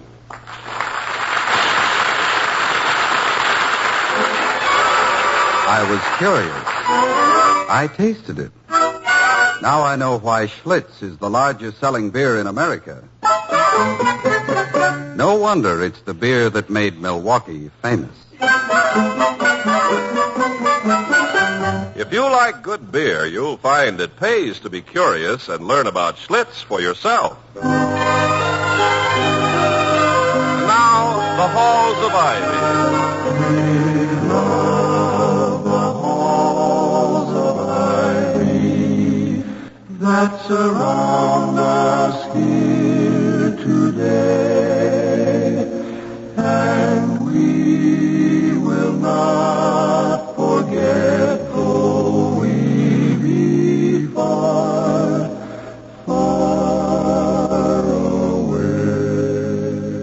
Welcome again to Ivy. Ivy College, that is, in the town of Ivy, USA. As most of us know, teachers are intensely concerned with books. Many of them write books, too. Dr. William Todd Hunter Hall, the president of Ivy, is one of these. He finished writing a book early this spring and with mounting anxiety has been waiting to learn of its acceptance or rejection by his publisher. At the moment, Dr. Hall and his wife, the former Victoria Cromwell of the English stage, are in the living room of their home. It's shortly past noon. Dr. Hall says, "What do you suppose is the matter with Carter? He promised to let me know definitely by the end of the week whether or not he'll publish my book, and here it is Friday and no word from him." There's no point fretting, Toddy. Friday isn't over yet. Oh, I suppose I should have known better than to rely on the promise of a man who has all his drinking glasses inscribed with the word whoops. Why the devil haven't I heard from him? My Aunt Violet always used to say, no news is good news. Oh, with all due respect to your Aunt Violet, whose conversation, if what you say is so, must have been exquisitely dreary. Well, that may be Carter now. Alice will answer it. Good. I'll give him a few moments with Alice first. He deserves it, having kept me waiting so long. That'll teach him a sharp lesson. Oh, she's terrifying, isn't she? Well, anyhow, we're just trying her out. She was the best I could do in the way of a housekeeper on such short notice. Oh, I'm not complaining. She's an excellent housekeeper, and she scares the life out of me. But I'm sure she must be unique in Carter's experience. I mean, there couldn't be two Alices in the world, could there? Very doubtful. Took 20 years as a master sergeant's wife and 5 years on the wax to produce even one. To produce Alice at all is a major miracle. Well, it's the machine age. She wasn't born. She just came off an assembly line with 2 trucks and a jeep. And shut! At ease. At ease, darling. Yes, Alice. Someone for the doctor, ma'am. Mr. Carter? Well, I don't know, sir. When I answered, a man at the other end started to stutter. I couldn't make out what. I told him, pop to and sound off, mister. And he said he wanted to speak to Colonel Hall. Dr. Hall, fast. Excuse me, Victoria. I'll see who it is. He hung up. Hung up? Yes, sir.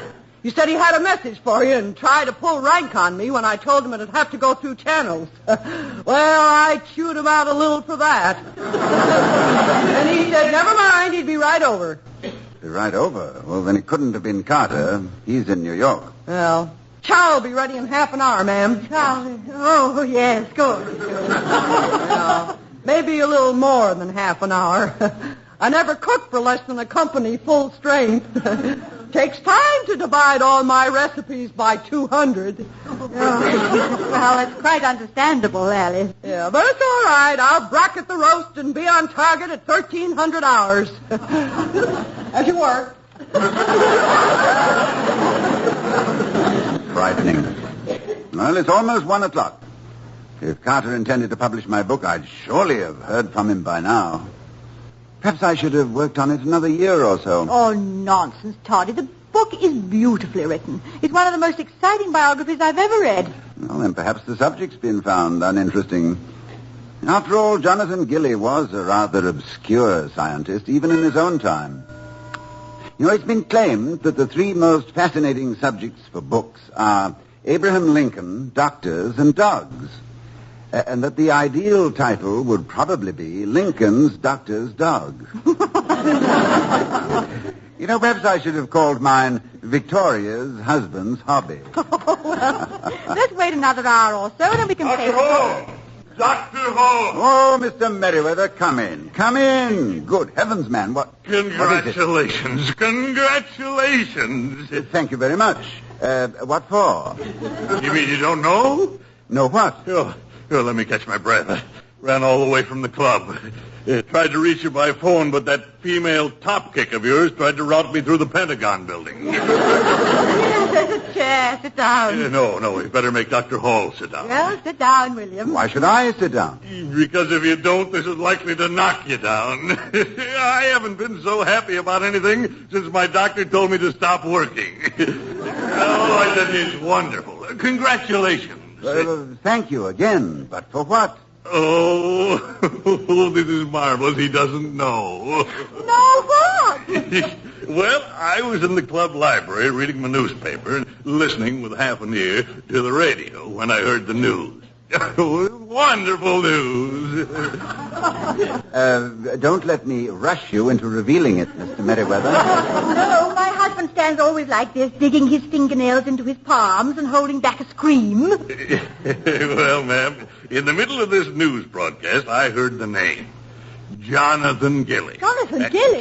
Jonathan Gilly? Yes, frankly, I wouldn't have known Jonathan Gilly from Ben Hogan's caddy, except that you told me you'd been working on a biography of Gilly for several years now, and you really had better sit down, both of you. We'll take the chance. Go ahead and bowl us over. Dr. Hall, you won the Scofield Prize. What? Well, what's the Scofield Prize? Someone tell me before I start climbing the wall. Well, the annual prize for the best biography submitted for publication during the past year. $20,000 prize money, ma'am. 20,000?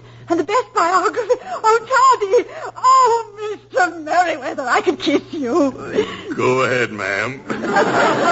I can stand quite still and let you. Oh, Toddy, I'm so very proud of you. And just a few minutes ago, I was fuming at my publisher for not letting me know whether or not he was going to accept the book at all. Oh, he'll publish it all right. He's likely to be selected for the Book of the Month Club. And if this Gilly fella looks attractive in a low-cut gown, you're a cinch for the drugstore reprints. Well, I don't know what to say. Isn't it ridiculous? My little book, the Scofield Prize for the best. Well, the Scofield Prize, eh? That's what the man said. Isn't it wonderful? This calls for a party. Well, of course, we'll have a rouser. And tonight, Mr. Merriweather, we've no time to send out invitations. Will you spread the word around? Invite everyone, but everyone. And Vic, tell Alice to call the market. Yes. That little delicatessen, you know. Tell her we want enough for several hundred. This is going to be marvelous. Oh, tonight we'll merry, merry be. Oh, tonight we'll merry, merry be. Put me down. Yeah, what do you do with all your money, Doctor? Oh, endow a home for old college presidents. Well, for one of them anyway. Get one of those new Scotch plaid dinner jackets. I wouldn't dare wear it, of course, but it'll lend a dashing air to the coat closet. We'll take a trip to Europe. Buy a new car. Pay the income taxes. Yes, pay. Victoria, please, not while we're celebrating. Hey, Colonel.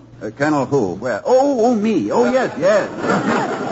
What is it, Alice? Mr. Harry Crane calling. Says he's from the Ivy News, a reporter. Oh, have him come in. Mr. Merriweather, would you be good enough to take care of him while we go upstairs and freshen up a bit? You're glad to, man. Take your time. Come on, Toddy. We'll only be a moment.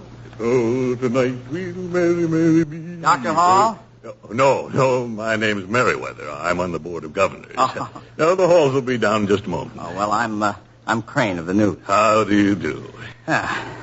You hear about the Scofield Prize? Yes, it's great, isn't it? The break for me, anyway. I'm the local AP man. I make a few bucks extra on it. Oh, that's fine. You used to enjoy your radio program, the A&P Gypsies, wasn't it? Fine music. No, you're thinking of a grocery chain. I meant the Associated Press. Huh? But about this 20 grand, what's a kid his age going to do with all that folding money? Kid? Dr. Hall's not old, but he certainly isn't going to spend the money on marbles and lollipops. Oh, I'm not talking about Dr. Hall. I'm talking about that senior here. What's his name? Buckley, who won the Scofield Prize. Who? What are you talking about, son? Buckley, Jared Buckley, the one who just copped the Scofield Prize with a biography of Jonathan Gilly. Oh, no. No, it couldn't be. Are you sure? Well, sure, I'm sure. It came in on a teletype just a few minutes ago. My instructions are all you can send on Buckley. I'm hoping to get a statement from Dr. Hall to sort of round off the story. Good Lord, what have I done? Set up a Christmas tree and decorated it with mouse traps. Huh? I thought the news broadcaster said it. I must have misunderstood. Will you excuse me, please, Mr. Crane? I don't want to be here when they come down. Say, you look awful. What's the matter, headache? Heartache. I really couldn't stand seeing their faces. Excuse me, please. Sure. Take it easy. A lot of that virus X making the rounds, you know. Well, if anybody deserves it, I do. Mr. Crane, good afternoon. I am Dr. Hall. Afternoon, Doc. Victoria, may I introduce Mr. Crane of the News? How do you do? Good afternoon. Dr. Hall, I won't take up much of your time. I just would like a statement from you on this award of the Scofield Prize. Well, I first heard of it through Mr. Merriweather here, who took... Oh, by the way, where is he? Well, he seemed a little upset. He just left. Just left? Oh, that's too bad. I thought he was going to... The excitement was probably too much for him. Oh, I hope he's well by this evening. I want everyone to feel as happy as I do. Well, you really take this big, don't you? Well, naturally. I'm very gratified by the news. You might make that part of the statement. And please add that much of the credit is due to my wife. Your wife? Really? Oh, yes, indeed. As a matter of fact, I doubt very much if the book ever would have been written without her encouragement and tender solicitude. You don't say. Oh, no nonsense. I merely nagged and nagged until the book was finished. I wouldn't stop talking about it all hours of the day and night. All hours of the... You don't say. I promised him that as soon as he's finished, we'd go away together for a whole week. Well, didn't you have anything to say about that, Doc? Oh, yes, of course. Yes, I told her I thought it was a good idea. You don't say. Yes, and it was a good idea. Well, yeah, but you got to draw the line someplace. It was only a week. You certainly are broad-minded. If it was my wife, I'd be frothing at the mouth. Really? I may say so. It seems a very odd reaction. Not in my circle. And I thought you people led such quiet lives. Oh, well, who am I to point a finger? Well, thanks for the statement, Doctor. You mean you have all you want? Oh, I got even more than I bargained for. The story will be about Buckley anyway. This is just sort of fill in and fluff. Buckley? Who's Buckley? Are you kidding? Jared Buckley, the student who just copped the Scofield Prize with his book about Jonathan Gilly. Oh, Toddy. Buckley? He did a biography of Gilly? His biography won the prize? Well, Natch, didn't you know? What did you think I was talking about? I thought that... You see, My husband has a biography of Jonathan Gilly in his publisher's hands now, and we were under the impression... No, it's Buckley's book. Oh, I see. Oh, you thought that I was getting a story from you. Oh, this is a rotten break, Doc. I'm sorry. Holy cow, what a story. No, please, forget it, please. Right. Thank you. Well, good afternoon, Doctor. Good afternoon, Mrs. Hall. Good afternoon. Victoria, do something for me, will you? Of course, dear. Phone my office and have them ask Buckley to come here this afternoon. I'd like to see him.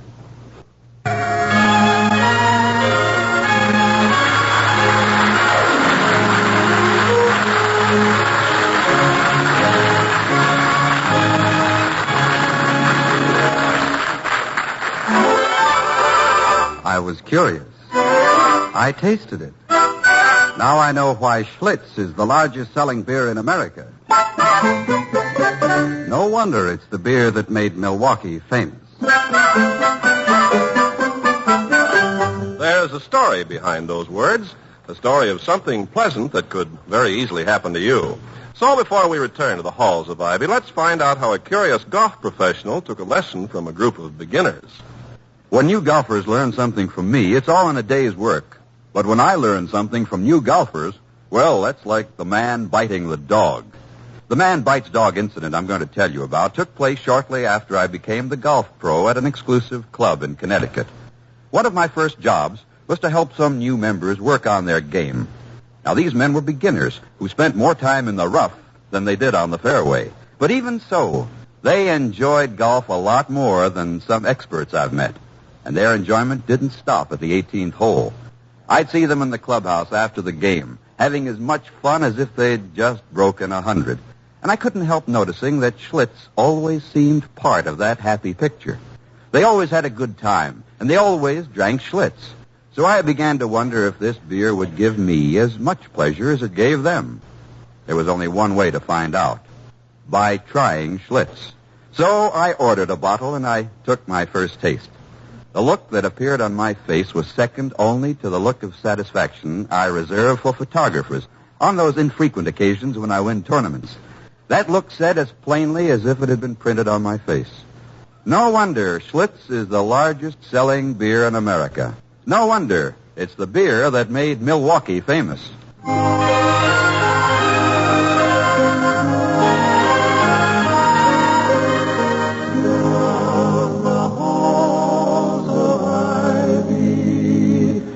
That surround us here today.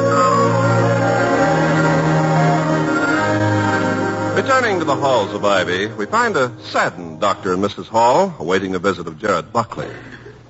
Is there anything I can do for you, Toddy? Thank you, no, darling. I hope you don't think I'm crushed by the news, because I'm not. It would have only been a bother to win the Scofield Prize anyway. Yes. Reporters interrupting your routine with requests for interviews. Yes, and having to make speeches at banquets. And radio and television programs. Oh, there's no doubt about it in my mind at all. No, it's just as well I didn't win it. Better, in fact. Yeah, much better. What are you thinking about? I'm trying to decide which of us is the bigger liar. I think we're very evenly matched. Give or take a pound or two. It doesn't work, does it? I must confess I'd love having my routine interrupted. Well, you'd be inhuman if you didn't. I was going to surprise you with a fur coat. The prize money, you know. Oh, darling, you are sweet. What a lovely surprise. Thank you very much. I was going to exchange the fur coat for a trip to Europe for both of us. You were? Oh, thank you, Vicky. Thank you. I should have enjoyed that. Toddy, how did it happen that Buckley should have written a book on the identical, very obscure subject you did? Oh, it's merely a coincidence, of course. Literature is dotted with cases where writers, widely separated in space, have written similar works almost simultaneously. Reaction to identical stimuli, I suppose. Yes, Alice, what is it? A telegram for you, Colonel. Thank you. I hope lunch was all right, ma'am. You didn't eat much. Oh, yes, it was very, very good, Alice. The chocolate layer cake was heavenly. You must give me the recipe so I can pass it on to the other faculty wives. Oh, well, thank you. I learned the recipe at Cook's and Baker's School in the Army. Now, you take 30 pounds of flour, you add 3 gallons of water and 3 gallons of milk, then add a smidgen of vanilla extract. Not more than a quart. Now, 4 dozen eggs. From Carter. 2 sacks of sugar. Well, thank you, Alice. I'll get it from you later. Yes, ma'am. It's from Carter. Dear Hall, in view of Scofield Prize Award, we do not feel we can accept your manuscript for publication at this time. Sorry, sincerely, and so on. And that, my love, is that. 2 years of research and a year of writing right down the drain. Oh, curse the luck. Oh, Toddy. Oh, I mean it. And I think of all the hours and days when I was so snowed under with administrative details I couldn't work on the book at all. But for that, it might have been finished sooner. I could have given it more time, made it better. Being a college president and a teacher, that's what hindered me. Oh, please, Toddy. Well, I'd like my name to have gone a little way down to posterity. To have scholars in the future take my book from the shelf and read it. To have extended the domain of knowledge just that much more. I know how hateful it is to be disappointed so cruelly. But living's full of disappointments. Yet we manage to survive and even do very well. Yes, I know. Each disappointment always seems the worst. What about the time when I was returning to America after my sabbatical, and you were supposed to go with me and couldn't? Oh, yes. I'd started packing. Yes. You'd bought the tickets. And we were all ready, I remember. And then 2 weeks before sailing. While we were dancing at that club. What was his name? You remember? It was a new one. Had just opened. Oh, they had a little Viennese orchestra that must have grown up in waltz time. What was the name of that?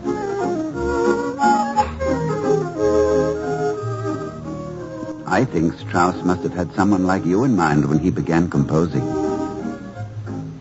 You waltz beautifully. So do you. Is there much waltzing in America? No, not much.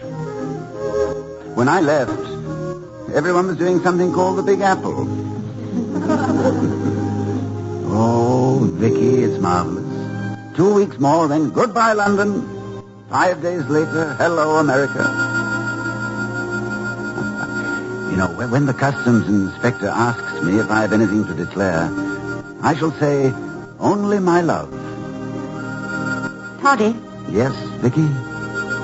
Suppose I couldn't come with you to America. Oh, then all sorts of dire things would take place. It would rain for 40 days and 40 nights. The ice caps at the poles would move toward the equator. Baseball would be banned. And, but why imagine such a nightmare? I mean, when you are coming to America with me. But I'm not. What? I'm not. I can't. Oh, Toddy, please don't look at me like that. Oh, you're not joking, are you? I wish I were.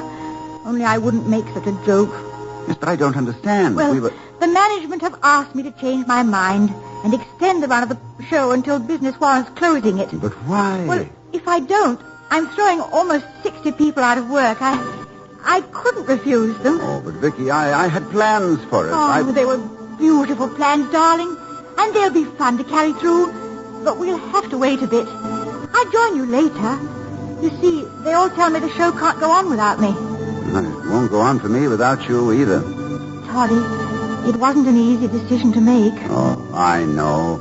Feel as though the wind had been knocked out of me, that's all. It's been a wonderful trip for you, though, isn't it? Oh, my dear. And it's been happy, hasn't it? I mean, until now? Happier than I ever imagined possible. It's going to make all the days away from you seem very dreary. Well, I shall feel the same. But don't let's talk about it. We've another 2 weeks. Let's enjoy them. All right, darling, we'll raise the roof and paint the town red. Because we are two very special people. Special and irreplaceable. Kiss? Colonel, Mr. Buckley's calling. Please, not now. I haven't the time. Who knows how long it'll be before we see each other again. Toddy, it's Jared Buckley calling. Will you send for him, Makes dear? no difference. Every moment with you is precious. Well, thank you. It's very flattering, I'm sure. But what about Buckley? Who? What? Buckley. Oh, Jared Buckley. Yes, of course. Yes. Have him come in, Alice. Yes, sir. Toddy, you were daydreaming again. There were stars in your eyes. There was one in my arms as well. Mr. Buckley, sir. Good afternoon, Dr. Good Hall. afternoon. Hall. I'm sorry it took me so long. Buckley, we're very proud of you. Congratulations on bringing the Scofield Prize to Ivy. Oh, thank you. I was coming to see you anyway, Dr. Hall. I wouldn't have had this honor if it hadn't been for you. For me? Yes. As a matter of fact, I wouldn't have written the darn thing at all. You're responsible for it, you know. I am? Yes, sir. Remember that seminar you conducted 3 years ago? The one on American colonial history? Yes. Yes, I do. Well, that's where I first heard of Jonathan Gilly. From you. I'll never forget how you talked about him. This convinces me that I talk too much. Oh, no, sir. It was wonderful. You discussed him with so much enthusiasm, so much fire. I found I couldn't stop thinking about him. Well, the fire must have spread more than I intended. When I started doing research, I couldn't find half the books I needed. Someone else must have been working on that period of American history. I wouldn't be at all surprised. Well, then last year I decided to write the book. Did you ever write a book, Doctor? That's a good question. As a matter of fact, yes, 2 or 3. My best one is unpublished. Funny thing. Once I started, I got into a sweat for fear someone else would write a book about Gilly before I did. Silly, wasn't I? I mean, who'd be interested in doing a book about an obscure 18th century scientist? Oh, it might have occurred to someone else.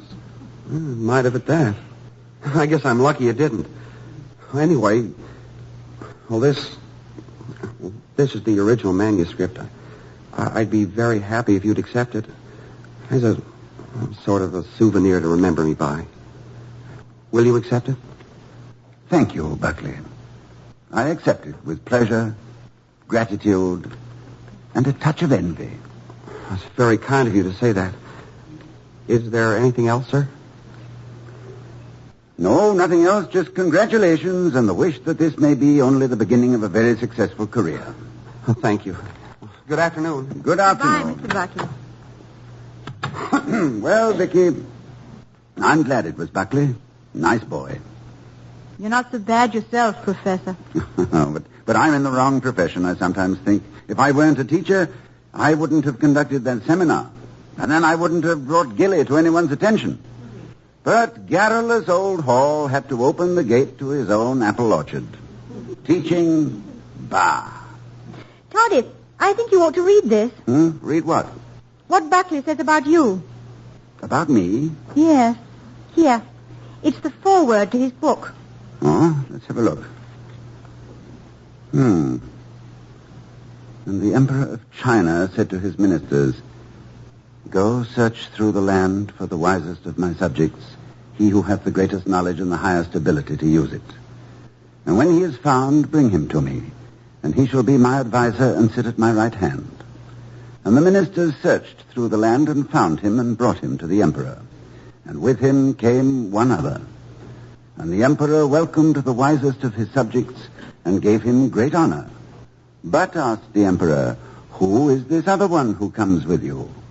And the wisest of the emperor's subjects answered, "This was my teacher." Yes, but go on, read the rest. To William Todhunter Hall, teacher, this book is dedicated. You see, Toddy? There's nothing better. What can compare with it? You're a teacher. Yes. Yes, thank God, Vicky.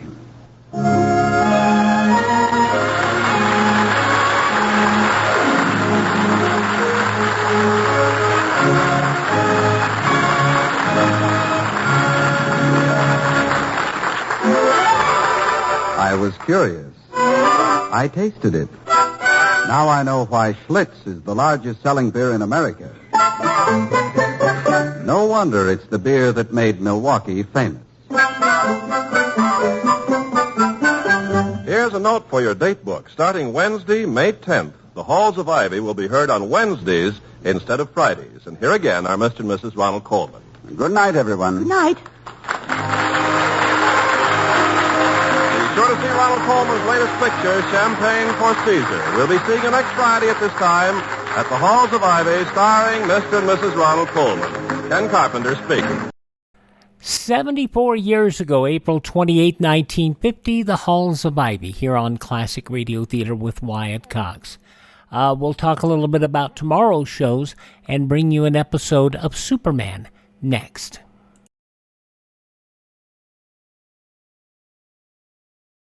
Everyone who works for a living knows that illness or injury may keep them from earning a living. Today, more than 9 out of 10 American workers are covered by Social Security, and each one should know that if he becomes severely disabled, he and his family may be eligible for monthly Social Security disability payments. More than 1 million people are now receiving benefits each month under this program. For more information about Social Security disability benefits, write to Social Security, Department 15, Hollywood 28, California, and ask for a free copy of Booklet 29 called If You Become Disabled. Now on tomorrow's Classic Radio Theater with Wyatt Cox, we'll salute Sunday, April 29th, 1962. We'll have episodes of Yours Truly, Johnny Dollar and Suspense, an episode of T-Man, also an episode of Arch Obler's Plays, The Clip, and an episode of the soap opera Claudia. But right now, an episode of Superman goes back 83 years, April 26, 1941, another episode of the continuing story of the nitrate shipment. Presenting the transcription feature, Superman! Up in the sky! Look! It's a bird! It's a plane! It's Superman! And now, Superman, strange visitor from the planet Krypton, who came to Earth with powers and abilities far beyond those of mortal men. Superman, who can leap tall buildings at a single bound, race a speeding bullet to its target, and who, disguised as Clark Kent, mild-mannered reporter for a great metropolitan newspaper, wages a never-ending battle for truth and justice. Trouble seems to follow the old treasure map that Kent, Jimmy Olsen, and young Pug Flanagan found on the ill-fated clipper ship, the Clara M. First, it was Teak Barnaby, a peg-legged sailor who wanted the map. Then it was Carlos, a murderous half-breed. Now, another strange and mysterious thing has happened. Just as the boat on which they were taking passage from Panama to the United States was about to sail, Kent received a message. A message that read, wait. Jimmy, Pug, and Kent are about to have breakfast in the ship's dining room. Let's join them. Pug, what'll it be? Bacon and eggs? Yeah, that suits me. Good. And how about you, Jimmy? Oh, I'm not very hungry, Mr. Kent. Ah, Jim, you mustn't worry about that note I received. A lot of silly nonsense. What did it say again? Oh, just something about not sailing on this ship. It said, don't sail on this ship if you value your life. That sounds pretty serious. Sure. Now, it's just as I told you. Carlos probably sent it in order to lure us back on land so that he could get the map. But whatever it is, we've sailed, so it's too late. In another hour, Panama will be far behind us. Now, come on, how about a couple of fried eggs, Jimmy, and a rasher of crisp bacon, huh? Well, okay. That's the boy. How about you, Pug? Bacon and eggs all you want? Me? I'm hungrier than I thought. I think I'll have a... Hey, Mr. Kent. Huh? What's that under your plate? What?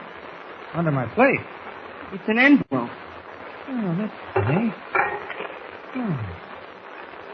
I wonder. Open it, quick. Now, take it easy, Jimmy. Take it easy. What's it say? Just one word. What? Beware. Hey, this ain't no joke. You see, Mr. Kent, I told you. Now, calm down, both of you.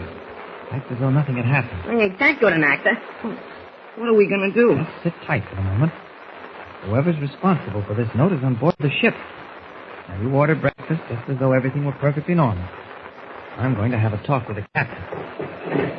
I'll be back shortly.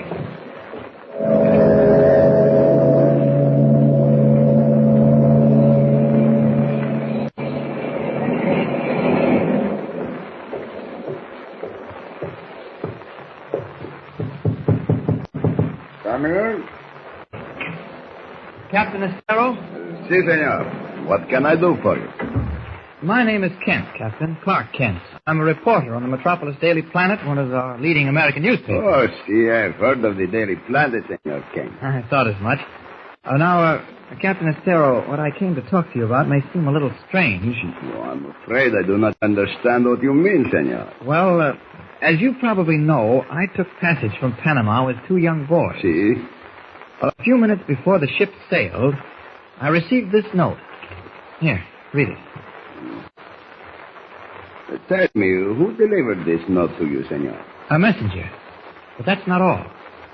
I found this under my plate at the breakfast table. There's nothing on it but the one word. Beware. Yes, I see.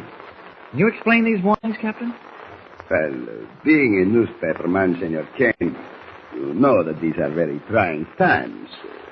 I need hardly remind you that most of the world is at war. It's best not to ask too many questions. Well, Captain, if sailing on this ship involves some danger, I should know about it. I'm responsible for two youngsters. I understand, but I do not think there is any danger. Well, then why the notes of warning? Who sent them to me? That, I am afraid, I cannot answer. But you know who's on board. You know the passenger list. Well, this is a very small passenger list. This trip, senor, we are carrying cargo. What sort of cargo? I have told you, senor Kent, under the circumstances, it is best not to ask too many questions. That is all. But, Captain, I'm sorry, but I must leave you now. I must go up to the bridge. You will have to pardon me. All right, I'll leave. But I want you to remember that I'm an American citizen. And so are the two boys with me. Si, senor. I wonder what's behind all this. They didn't seem particularly surprised at the nature of those messages. Might as well stop over at the purser's office and find out just who's on board. In case anything does happen, I'd like to know with whom I have to deal. In the meantime, I don't want to alarm the boys.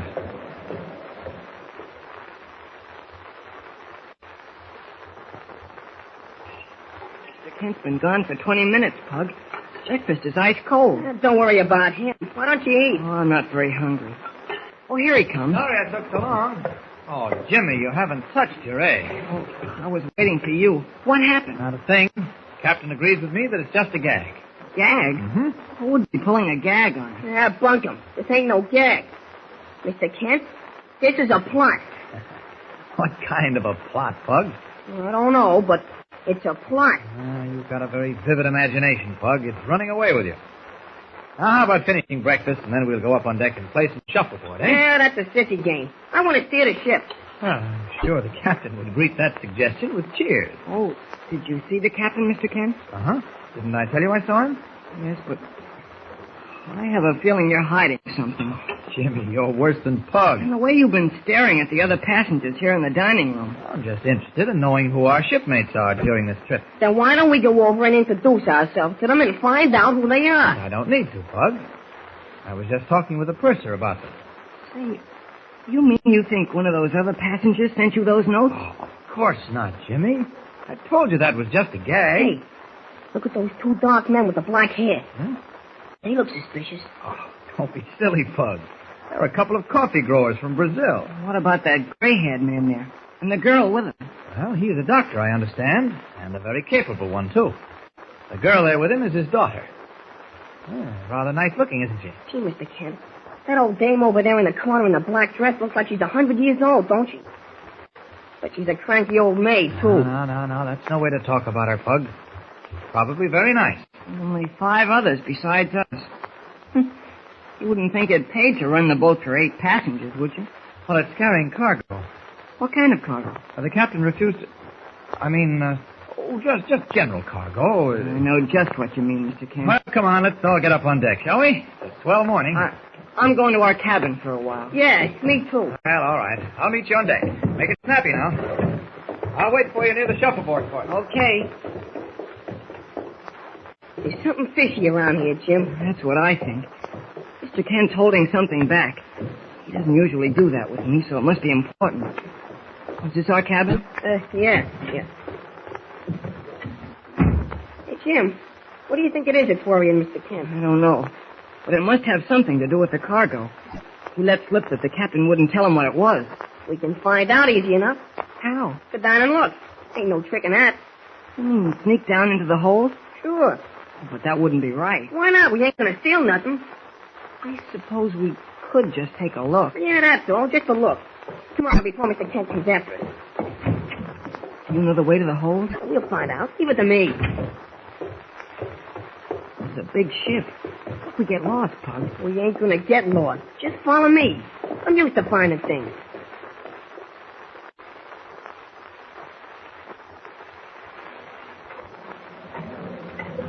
Be as far down as we can get, Pug. Yeah. That's the door up ahead. The door to what? To the cargo hold. Hey, wait a minute. What's up? I thought I heard something. I gotta get this iron door open. Help me lift the latch, but take it easy. No, it don't slide. It lifts up. Yeah, that's it. Now we got it. Nobody heard us. Nah. Come on, we gotta get the door open. Now, close. There. Okay. Slip inside. All right. It's dark in there. Yeah. I got a flash. Brought it from the cabin. Pull the door shut. But easy. Easy, Jimmy. Now what? I switched the flash on. There. What? Nothing but sacks of sugar in here. Sugar? That can't be. Come on, we'll take a look. Wait a minute, Pug. What's the matter? I hear footsteps. Yeah, you're right. Tuck down behind these sacks, quick. Right outside the door, Pug. Think he's coming in? If he does, don't move. Pug, he's locking us in. That's what it sounded like. That's what it is. He's gone away. We're trapped in here. Let's try the door. Come on. Come on, shove. She's locked, all right. We better start banging. That won't do us no good. Not unless somebody's passing. We can't stay down here forever, Pug. Come on, let's stop pounding on the door. No, wait. Before we do that, let's see what's in them sacks. That's what we come down here for, ain't it? Yes, but what do we gotta lose? Here, grab the end of this sack. We yank it out of the pile and rip her open. Okay, pull. Come on. Pug, look out, they're falling on top of you. Oh.